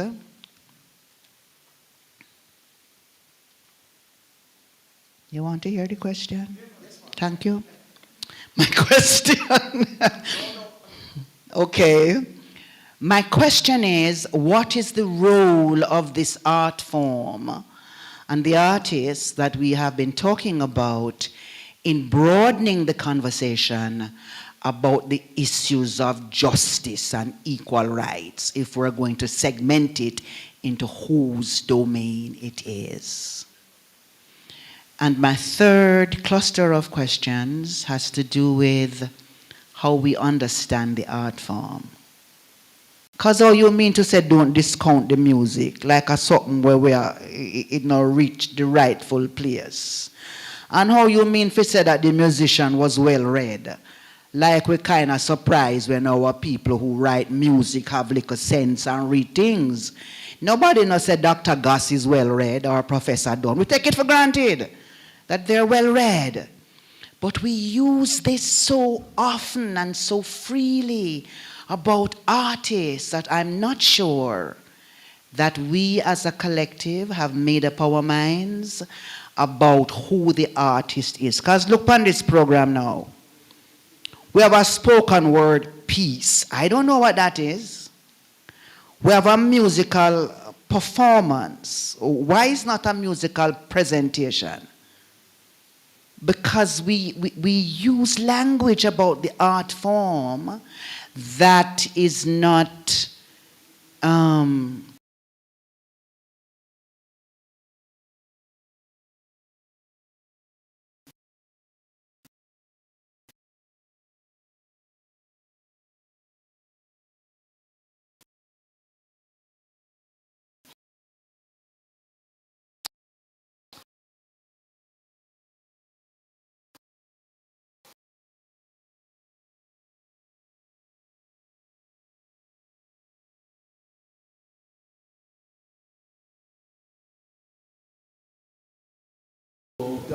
Dr. Don, right next to you.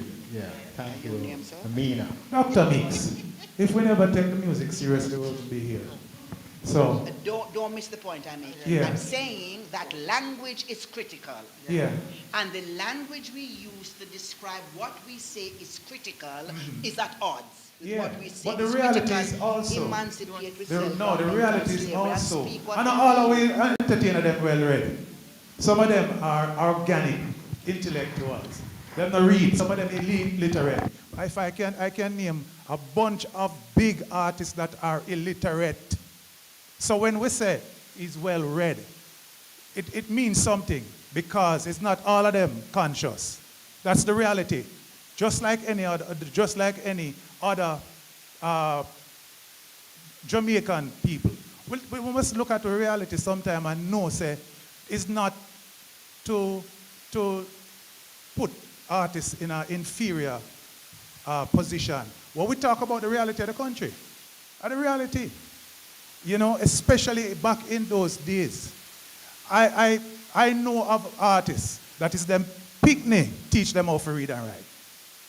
That don't take away from their brilliance as an and what Netterford talks about, the creative imagination and the creative intellect. Because intelligence now have nothing to do with literacy. You can be illiterate but extremely intelligent and brilliant. It's two different things. So when we make the distinction about somebody being well-read and read wide, because sometimes when we say well-read, we mean that they are breaking down the barriers of the rote learning, the colonial straitjacketing and telling us certain things about ourselves. We want to expand it, like a Peter, Tosh, and Marley. They were Rastafarians and talking about Africa and black consciousness when it was not the norm, and people used to ridicule them. Up to this point, people still ridicule Rastafari and what that they're teaching. They ridiculed Professor Cooper when she said, we must learn, accept Patois and use Patois to teach English. Them call her the Patois doctor and ridicule her. Not remembering that she have a PhD in English and she can speak better than most of us. And half of the people them were this ridicule her, cannot even speak English. They feel that they can speak English, but they can't.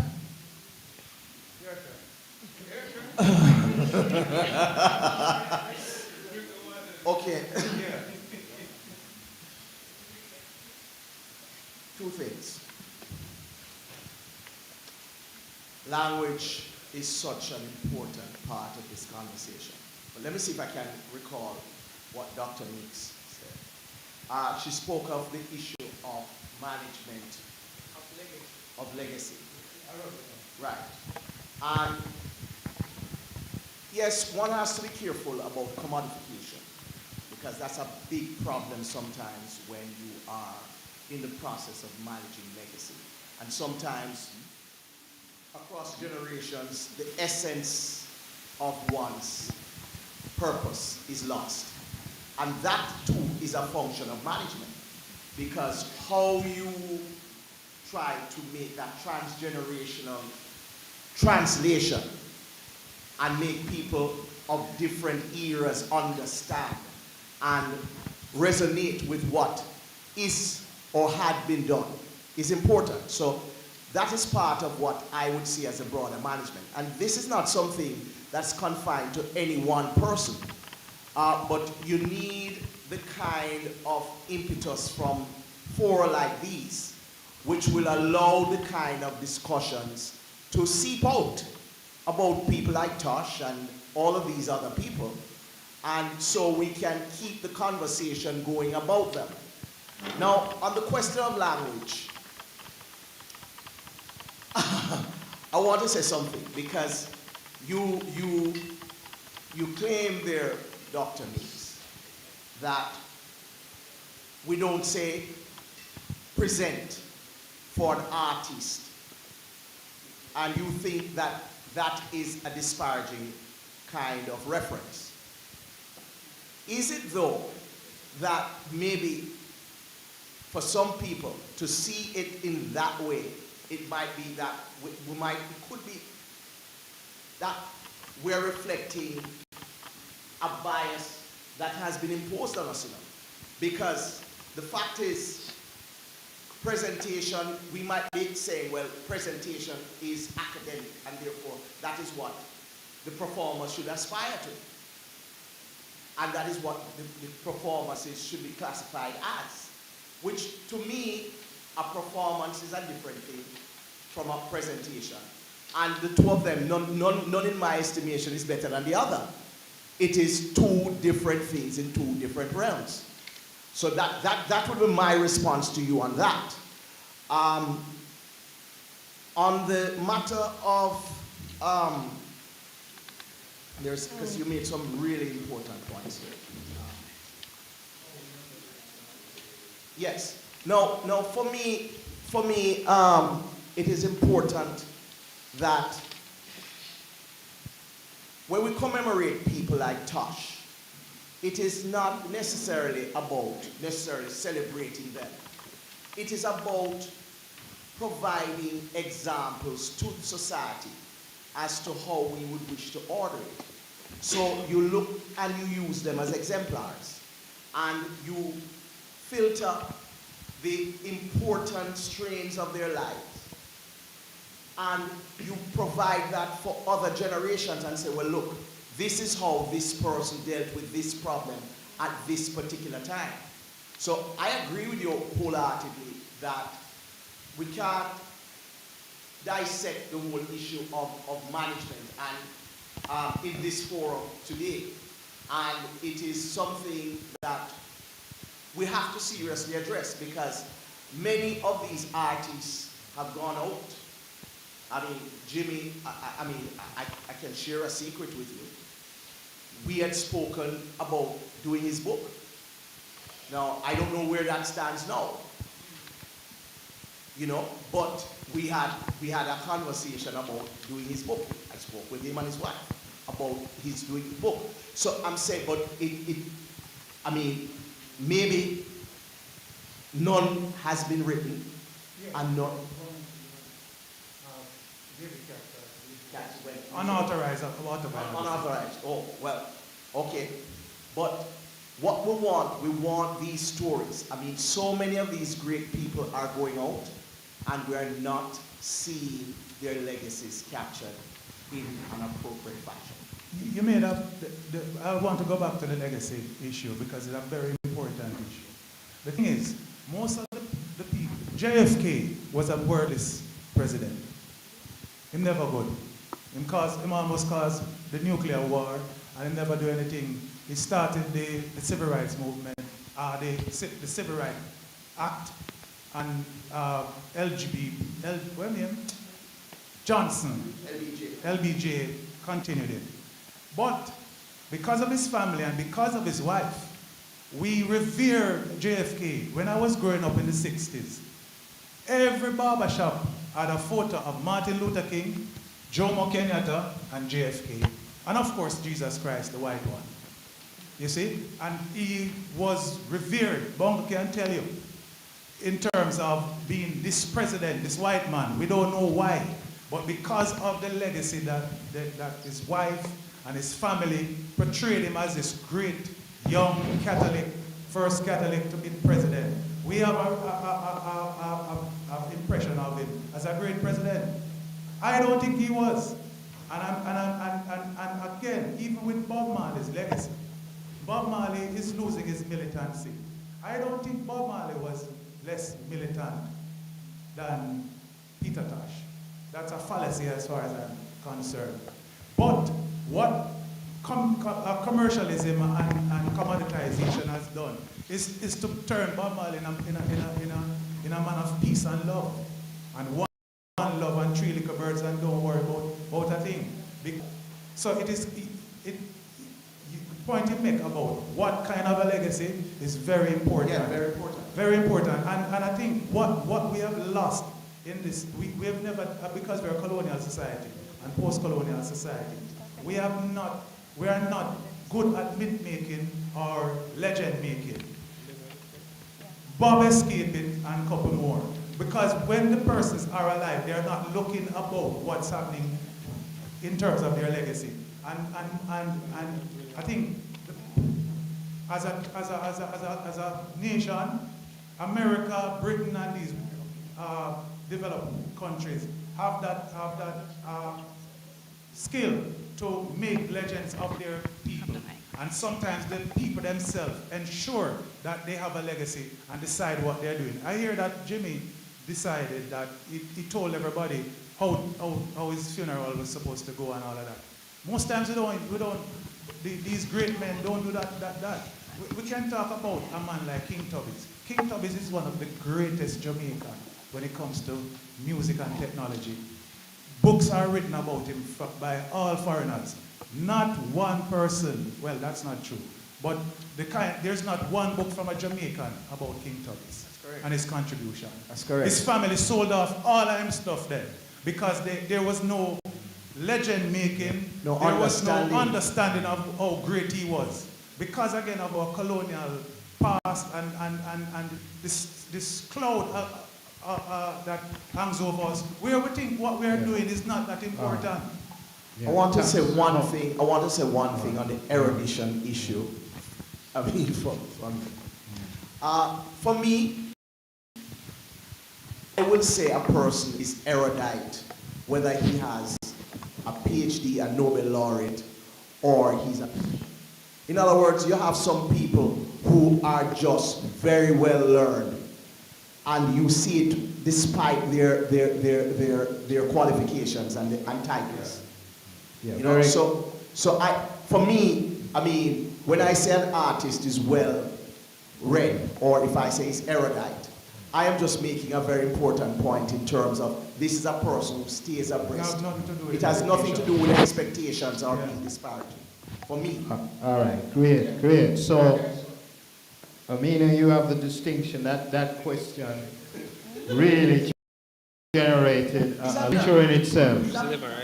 So here what happened though, we have a limited time and I see so many hands, but we're gonna have to make it very short and tight because I want to get to the musical segment, and also as well we have refreshments and snacks courtesy of Benji's and all of that. And we need some time, and we have to be out of here.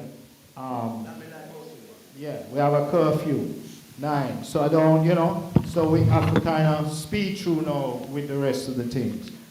Trying to be inclusive, but we're really running out of time now. So Mike, very quickly, yes, your question, please. All right, greetings everyone. My name is Zaditu. I'm a student of the University of the West Indies and also an artist.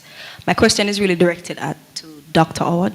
So in your remarks on Peter Tosh, you mentioned that reggae is an audible revolution and Tosh was Malcolm X with a guitar.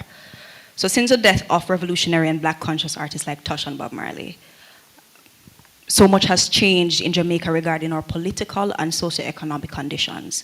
Today, some can argue that no, reggae is more of a product than a revolution. So my questions are, from your perspective as a lecturer at the university, and also someone who has a PhD in cultural studies, do you think in our time reggae can still be considered an audible revolution? And do you think the university has seriously positioned itself to participate or contribute to this revolution we're speaking about in its program and events? And I'm mainly asking the last question because I was at Walter Rodney lecture a few weeks ago, and I'm here now, and I realized that a lot of undergrad students are not here. So from your perspective as somebody who is in the department, what can we do more as the school to include more students? Because I know it's not just a situation where students don't want to turn up. I feel like it's deeper than that, so please answer those questions. Thanks. I know that question is directed at Dr. Howard, but I can tell you, my sister and I, we have this discussion all the while. We came to a very important symposium here at the university. I mean, recognizing one of Jamaica's greatest songs. And as you pointed out, the students weren't in attendance. But the keynote speaker was from Britain, and he was taking over to Juicy's to get his refreshment and lunch. I say this because things, as simple as it is providing a little refreshment and letting the students know sometimes that it's available is a key. For free. All right, thank you. Well, as a lecturer, and hopefully other lecturers here can back me, I don't think the students have the interest in some of the things that we do, unfortunately.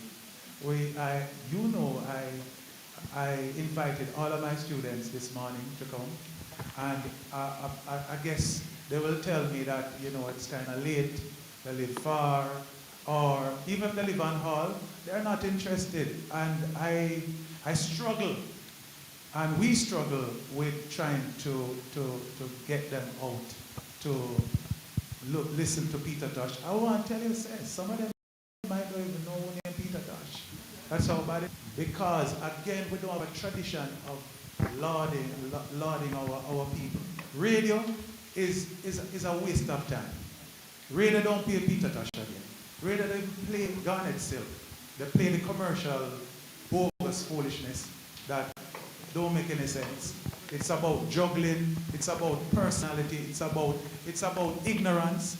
I call what happens in radio mindless banter, and people encouraging ignorance, and so we don't have any vehicle. We don't have any government, public education, cultural dissemination about Marcus Garvey. Heritage Week, what happens? Nothing. Look at our 60th anniversary recently. Nothing. Waste of time.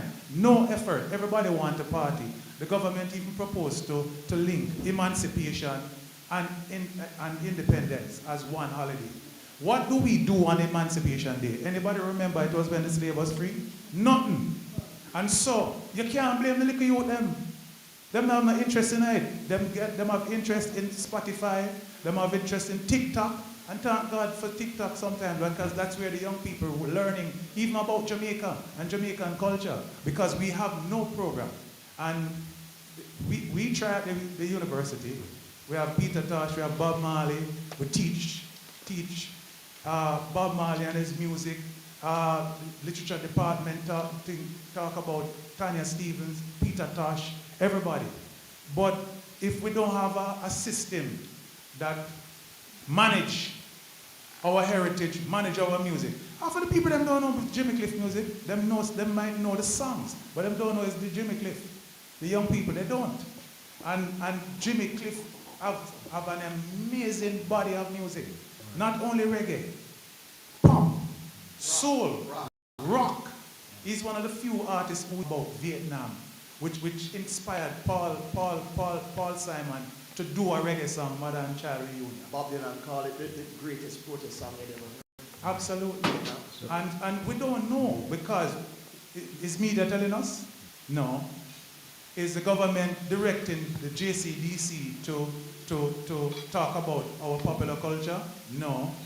Mentor is one of the greatest things that ever happened to Jamaica. Anybody know about mentor music? I call JCDC one year because I teach a mentor course. And I was supposed to talk to the person who is in charge of the mentor ensemble or what have you. If it's now, she called me back. I call the executive director and tell him I don't hear from her. Have her call me. I left 1,000 messages. If it's now, she called me back. This is what we have to deal with. Right. What was the first part of the question? The first part of the question was, one second. Yeah, do you think in our time we can still consider reggae to be? Reggae is the most enduring genre of No, I mean current time, Current like what we are time. producing now. Current meta. The cream will always rise to the top. Chronix, Kabaka Pyramid, Protege, all of these, Janine, Mortimer, all of these people, Jalil. The cream will always rise to the top. In the 70s, we weren't hearing Mali. We was hearing Ramgoat Liver.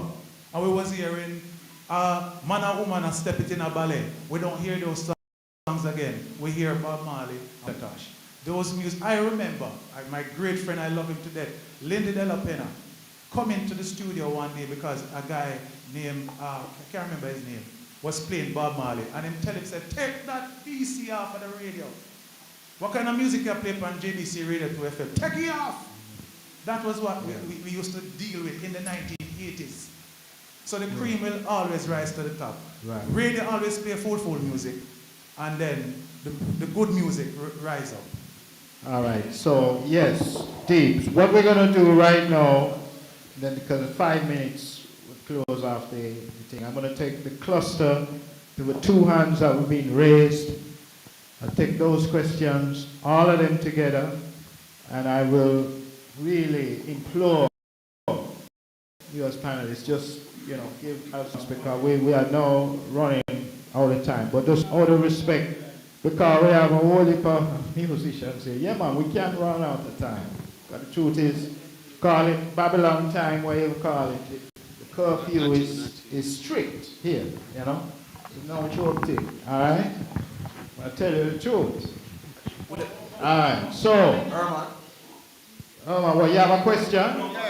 Huh? No, but yeah, let's take the 2 questions. Let's have some kind of order. Give Terence the mic, and then give this brother who's standing up the mic. Thank you. Terence. Give thanks and greetings. Give thanks to the gathering, Legacy, legacy, legacy. What is the inheritance of reggae music?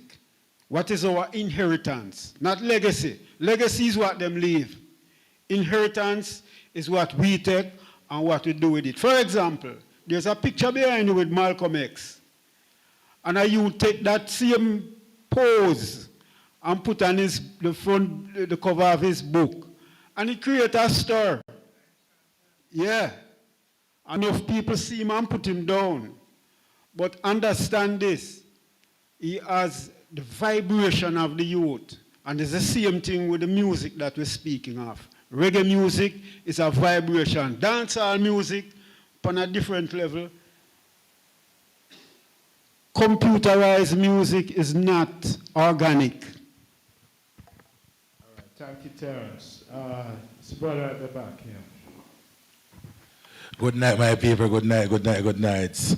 Sir Flexas here. Sir Flexas is the artist who the most honorable Oliver Babsy Grange used to manage once. Sir Flexas is the artist who used to act in the famous Royal Palm Estate once. Dennis Howard, he's a good lecturer. You touched a lot of things when I want to raise my hand for say earlier on. So I still have a pearl on it. Peter Touch, so great. Bob Marley them, great. Here's me I say this. What the young lady said over there about wise student and yeah, so these are part of the things you touch it after she said. You have the CVM, you have the TVJ, you have the RETV, you have the ITV, you have so much. You have the TV station that him cover me a lot in up and a lot of events, all of them. So these people need to just take these serious icon very serious. They can make a story. Go behind the scene, find out the story about these icons, these legends, and shoot the video and keep replayed from 1999. Me, I watch VH1 TV. Me can't tell you everything about Michael Jackson. That's where I see Bob Marley's story upon. Me did shame, me did embarrassed because I shouldn't see it. I show up on CVM TV, I repeat the TVJ, the RETV, so these are the problems. So you touch a point why it don't happen. Because you was in the rhythm. I know you're from, I'm 15, I come up area from a barrier studio, man. So me know say the thing. So these are ideas where it can be fixed. We have an entertainment minister here, which she's a manager.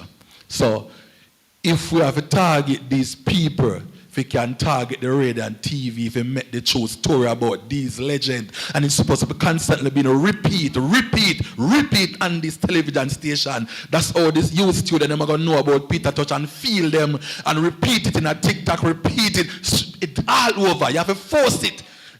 Then it's how I know about a song. When you're about a song, your power play, force it. I see you have to make this true story and repeat it. Force it in our people's eyes and brain. All right? Blessings.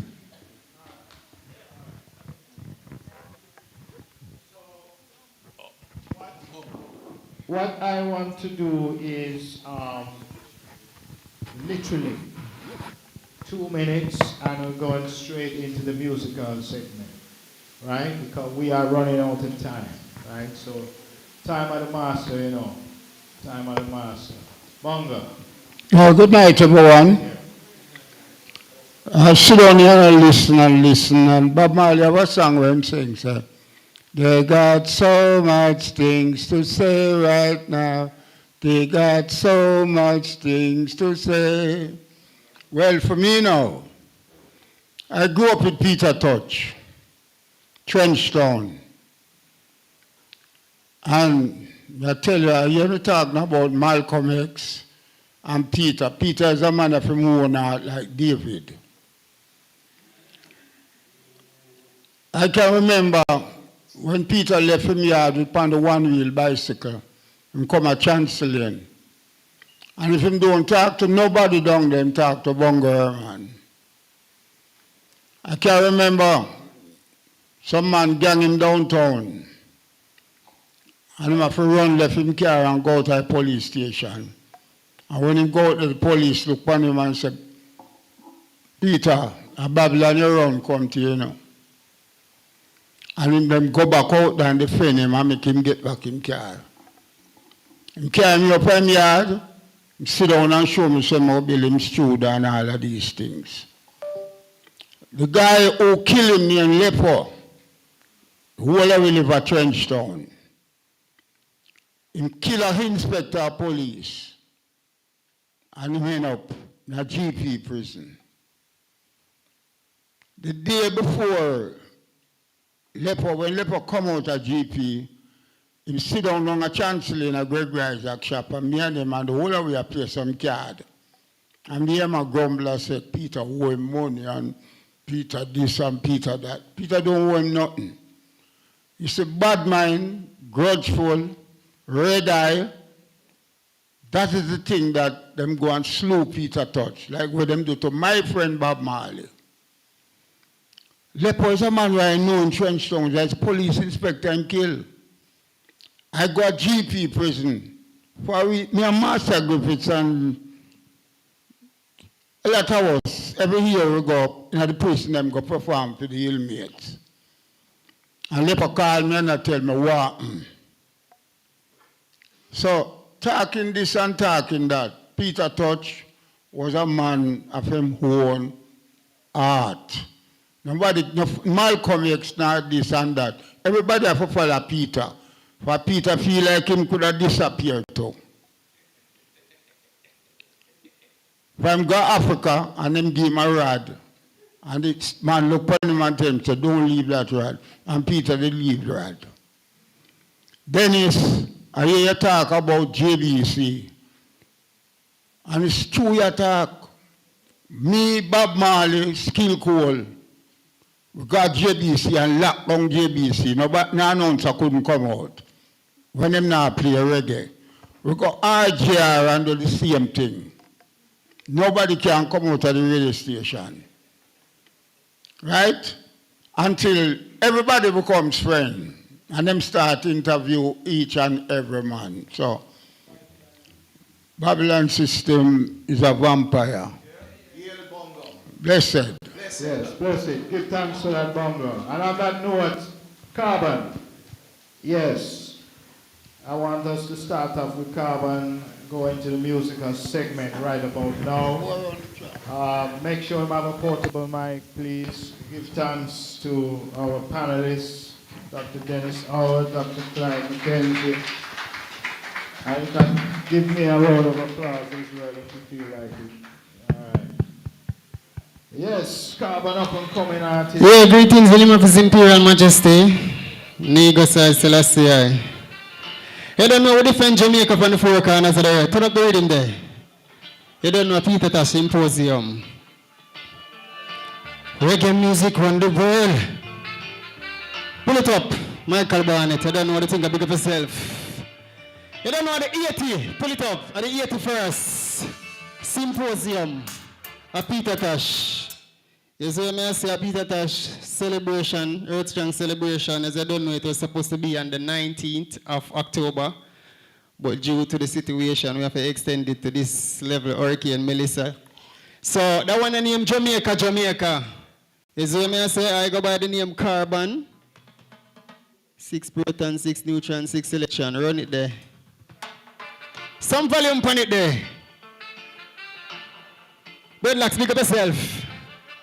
Queen Isis Miller. Hey, Aisha, me see you now.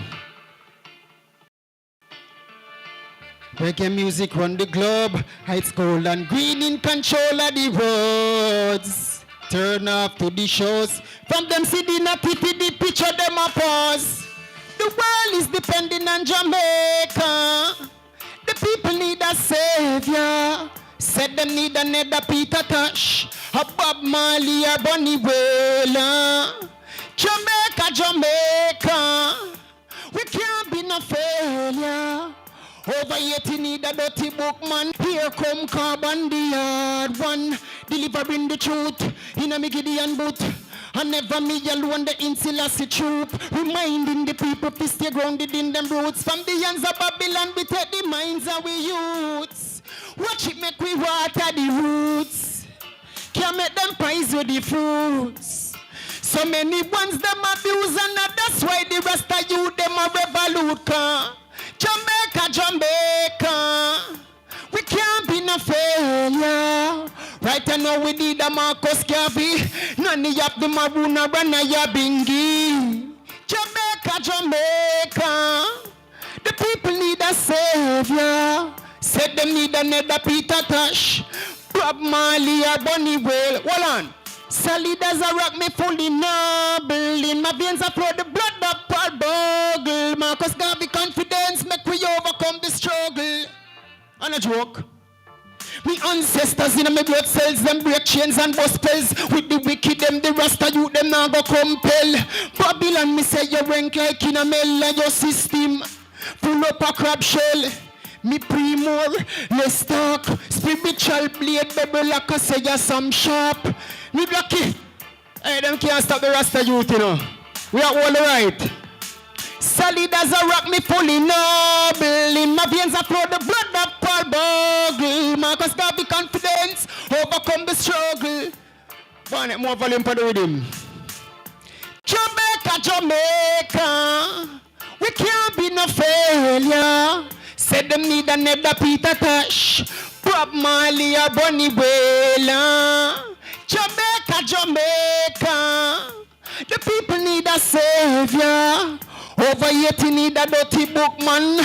Here come KARBON, the hard one, delivering the truth in a Gideon boot. And never me alone, the inner Selassie troop, reminding the people to stay grounded in them roots. From the hands of Babylon, we take the minds of we youths. That one named Jamaica, Jamaica. So release. Official video forward to. Seen? What I'm saying? People cry. Want something like that? Give thanks. You don't know what I want to name the people cry. If I say the people cry, you're going to give me a... All of the people in me now, Westmoreland, St. Elizabeth. Condolences to all of the life we lost. Sticky dang dang dang dang dang dang dang. KARBON the hard one again. Let me tell you about them leaders here. Them stand aside and sell the people cheap.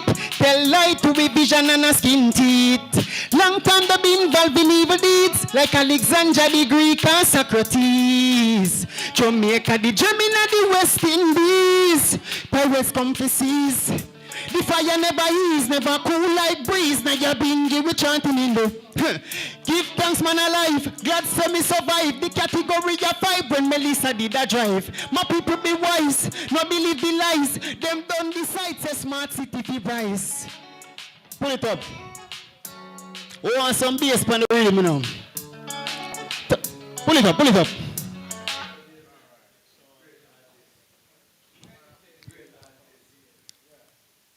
Yeah, man, drop it, man. Great works.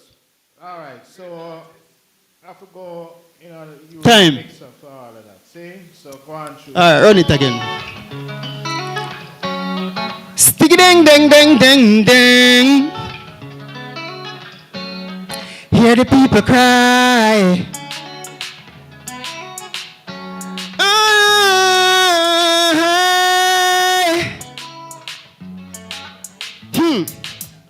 Them stand aside and sell the people cheap. Tell lie to be vision and a skin teeth. Long time them involved in evil deeds, like Alexander the Greek and Socrates. Jamaica the Gemini the West Indies. Pirates come for seas. The fire never ease, never cool like breeze. Now you're bingy, we chanting in the hills. Give thanks man alive, glad so me survive. The category of 5 when Melissa did a drive. My people be wise, no believe the lies. Them don't decide, say smart city fi rise. Careful of the care package. The bag of stale bread and fake sausage. Cause all this time them have and give. One like say them care about them, no know how man a live. Hey, them stand aside and sell the people cheap. Tell lie to we vision and a skin teeth. Long time them been involved in evil deeds. Like Alexandria the Greek and Socrates. Jamaica the German and the West Indies. Pirates come to seize. The fire never ease, never cool like breeze. Now you're being given. Hey. Blind we led, hungry fed, sick been nourished and the infant cared for. How come them find time for war? In the eyes of Mother Nature, everyone is a star. Them love to speak, we see them deeds, it never reach it obsolete. Now them sucking on with blood like a leech. Man a fight for the love increase. Stand firm through the beast and make we yard to the east. Them stand aside and treat the people. You know what the thing go? The last one now. Hesitate. Because all the artists there in the place, Bijan, I see you don't know the thing go. So we just cut clear and go through His Imperial Majesty, I lead the way. You see it? And we give thanks to the gathering of Peter TOSH Symposium. You don't know the 81st. So the one name hesitate because I was supposed to be in Sierra Leone right now for the One Nation Reggae Festival, but it never worked. So we are defending the motherland. We have official video for that one, yeah? It name hesitate. Africa load up everybody plate. What the thing go? Africa no hesitate when she a load everybody plate. Tell them for free water way. Loosen the chain around Zion. Africa no hesitate. They load everybody plate. Tell them for free water way. The farmer came and the farmer saw. Now everybody running to the pharmacies. Who did the farmer saw when the farmer came? I go give them the clarity. It was him a tape coming out a Kemet. First fear of to build the pyramid but make out a step. With the blackness reject, sight Mr. Babylon a fret. I, the black child from out the Blue Nile, scattered everywhere upon the western side. Them one with diaspora, them no one we repatriate to Mama Africa. Them have to face them demise, them have to capsize. We have to lead the people in a path we're not right. Come and tell me about Antichrist. We only want to hear King Selassie voice. Africa no hesitate when she unload everybody play. Tell them for free water way. Loosen the chain around Zion. Mama Africa no hesitate. Feel what everybody play. Them not teach us in the curriculum, you know. That's why you don't have a lot of youth in here, because them not tell them the truth. You know why? Why the banks are denied, them learn to civilize. No dirty Babylon, them want to conquer I. Me mentality firm like Lalibela Heights. Look unto the east, give the prophesize. My ancestor pay the price, sacrifice. How me fit they just so wanna move like me no wise. Chant down bomb like a me a rich spice. Shoot the four corners with the thunder in me. Hey, them have to face them demise, them have to capsize. Want to lead the people in the path we're not right. Come and tell me about Antichrist. We only want to hear King Selassie. Africa no hesitate. Give thanks. Love and light. Yeah, man. Clap him, man. KARBON. Yeah, man. This man, trust me. This time next year, superstar. Yeah, man. KARBON. Just remember that name, the hard one.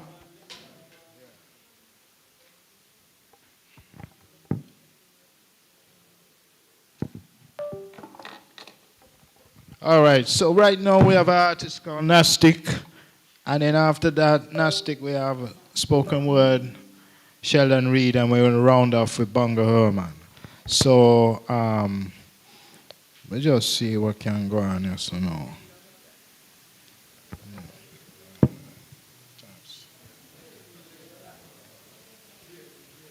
Yeah. Yay. It's a blessing. That's 1 minute, please. It's a blessing to be here and get the full understanding about the legend, you know, from the elders, speakers. So, this song, my name is Nastic Rastafari on social media. So this song is all about love, because this is where we have to be with love. Run it. Away, away, away. Let love abide, let love abide. Set your spirit free. Love gonna take us to the Almighty. Abide, let love abide. Set your spirit free. Love gonna take us to the Almighty. The crab in a barrel lifestyle will never work. The pushing and the shoving, the senseless killing over material things. When are we gonna end this low vibration living? Oh yeah. We gotta move to a higher dimension. And I know love the only solution. Let love abide. Set your spirit free. Love gonna take us to the Almighty. Abide. Let love abide. Set your spirit free. Love gonna take us to Jah. I said, don't you run. There be no escaping for all the evil things you done under just stars and sun. Oh, you wicked one of Babylon. Cause so much death and starvation on this land. Let love abide. Let love abide. Set your spirit free. Love gonna take us to Jah. Let love abide. Let love abide. Set your spirit free. Love gonna take us to Jah. Exile be. Protect us, oh Yeshua. Protect us, oh Jah. Surround us with your love from all them evil ones. Oh, Daniel God. Oh, Yeshua. HaMashiach. Protect us, oh Jah.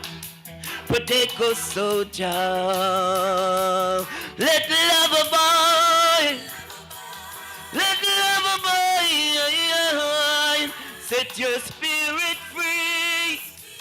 Love gonna take us to the Almighty. Let love abide. Let love abide. Oh, Jah, hear my cry in this high world. Oh, guide your people to your righteous path, I say. Oh, I come to thee with prayer. Oh, Jah, let love abide. Give thanks. It's a blessings. Yeah. Big up my people. Nastic. Yes, sir. Big tune, big tune. You have a big future in the reggae industry, man. I tell you that.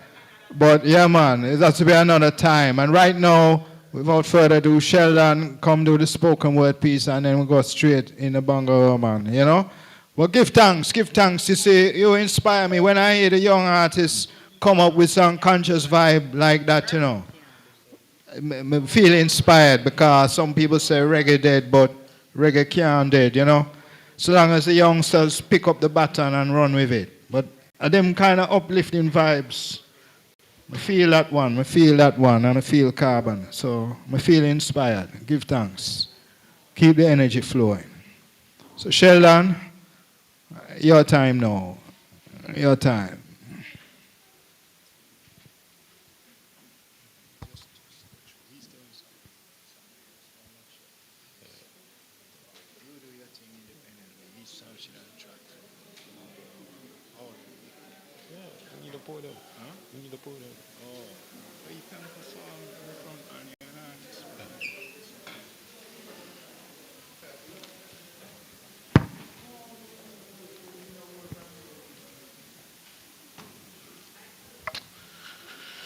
All right. Greetings, everyone. Greetings. It is indeed an honor. It is indeed an honor to be here at the TOSH Symposium. I was first invited to the symposium as an undergraduate student, coming out of Professor Cooper's reggae poetry class. So it does feel like full circle, you know, as a graduate to come back and to speak on TOSH and who TOSH was for me, right? So I grew up in Greater Portmore, and I grew up at a time when you never really hear about TOSH. I really Vibes Cartel and Movado, Gaza versus Gully, right? That was the period that I grew up in. But reggae poetry class kind of taught me, well, you know, I heard the song Equal Rights and Justice. And Equal Rights and Justice is a very interesting song. And I think it is very timely to where we are now. Because Equal Rights and Justice, TOSH explores the concept of peace. Allow me. TOSH explores the concept of peace in Equal Rights and Justice. And according to Equal Rights and Justice, TOSH looks as peace and looks at peace as a concept, as a notion that reinforces inequity, injustice, discrimination, poverty, all the bad things, which is a very interesting thing, that peace could be the source of inequity and injustice. So why I find the analogy, quickly, I know I don't have a lot of time, but why I find the analogy between TOSH and Malcolm X very timely at this moment in time is because for us in Kingston, who we've experienced the hurricane, but we've not been impacted in the same way that the rest of the country has been impacted, it is easy to believe that everything is good, that we're at peace. My brother just said right now we're actually at pieces. Respect for that, my brother. Understand?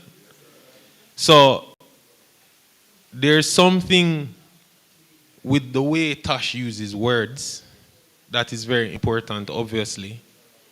But if I was to say one thing today, having listened to everything, it is that we should really and truly question just our comfort, question the silence, peace, quote unquote. We need to question that because it is easy for a lot of things in our comfort to perpetuate.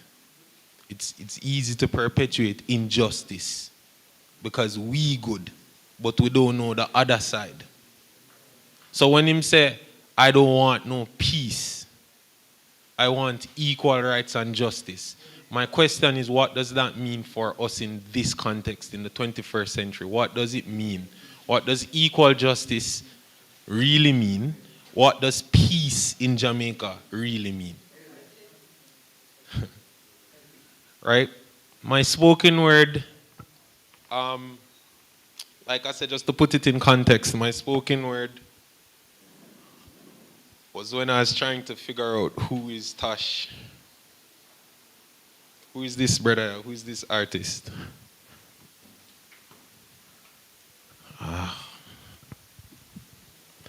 Who is Tosh? Tosh is not posh. He is not your Dockers khaki or your petite Uncle Socks. None at all. He's your favorite pair of ripped denim jeans with your old wallabies. Tosh is not your tuxedo and tie guy. Nah, he's the mesh marina Weber wear style.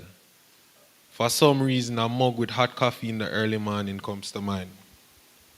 Perhaps with some tough crackers on the side. Yeah. You see, Tosh is downtown, Augustown, 3 miles. Zinc fence and demonstrations. You see, Tosh are the artists from Rasta Uncle Billy used to rock. And when Mama say, Billy, me say you have to turn it down, Uncle Billy turn it up a notch. For Tosh is not how you behave. Tosh is how you go on. Tosh is locks, you know. He's marijuana smoke. He's the black sheep's resistance to the status quo. It's not Sangsters or Bailey's International Rum Cream. Nah, Tosh is white rum and Irish moss. He's the things Jamaican that are Jamaican. The things found in the archives. Tosh is the part of our culture, forever immortalized. Ladies and gentlemen, thank you. Thank you. And right about now, we are just going to go for something to eat for those of you who want anything to eat. But essentially, Bongo Man changed his mind about performing. But thank you for your attendance. There's some beautiful and delicious yatis there if you want to enjoy something great and vegetarian, you know? Yeah. Yes, sir. Greetings, greetings. Again, give thanks for joining us today for the 81st annual, Peter TOSH Symposium. This is the 81st, celebrating the 81st Earth Day. Examining Peter Tosh, revolutionary reggae icon, through the lens of the radical traditions of Malcolm X. And what a wonderful comparison being made today. You know, these are two of my favorite musicians, and we give thanks that we were able to stream it today on iYard Radio. Give thanks to those who tuned in. Again, remember, iYard Radio is the community online radio. I ask you to share our link to our programs. Also follow us and support us on the social media, IG, Facebook. Remember, it's iYaad Radio, iYard Radio, the community online radio. This is Breadlocks, the article Dreadlocks, signing out. Saying, give thanks for life and health. Again, let us read some more. Yeah, let's read some more. Again, this is the annual Peter TOSH Symposium, live from the multifunction room here at the U.W.I. Mona campus here in Jamaica.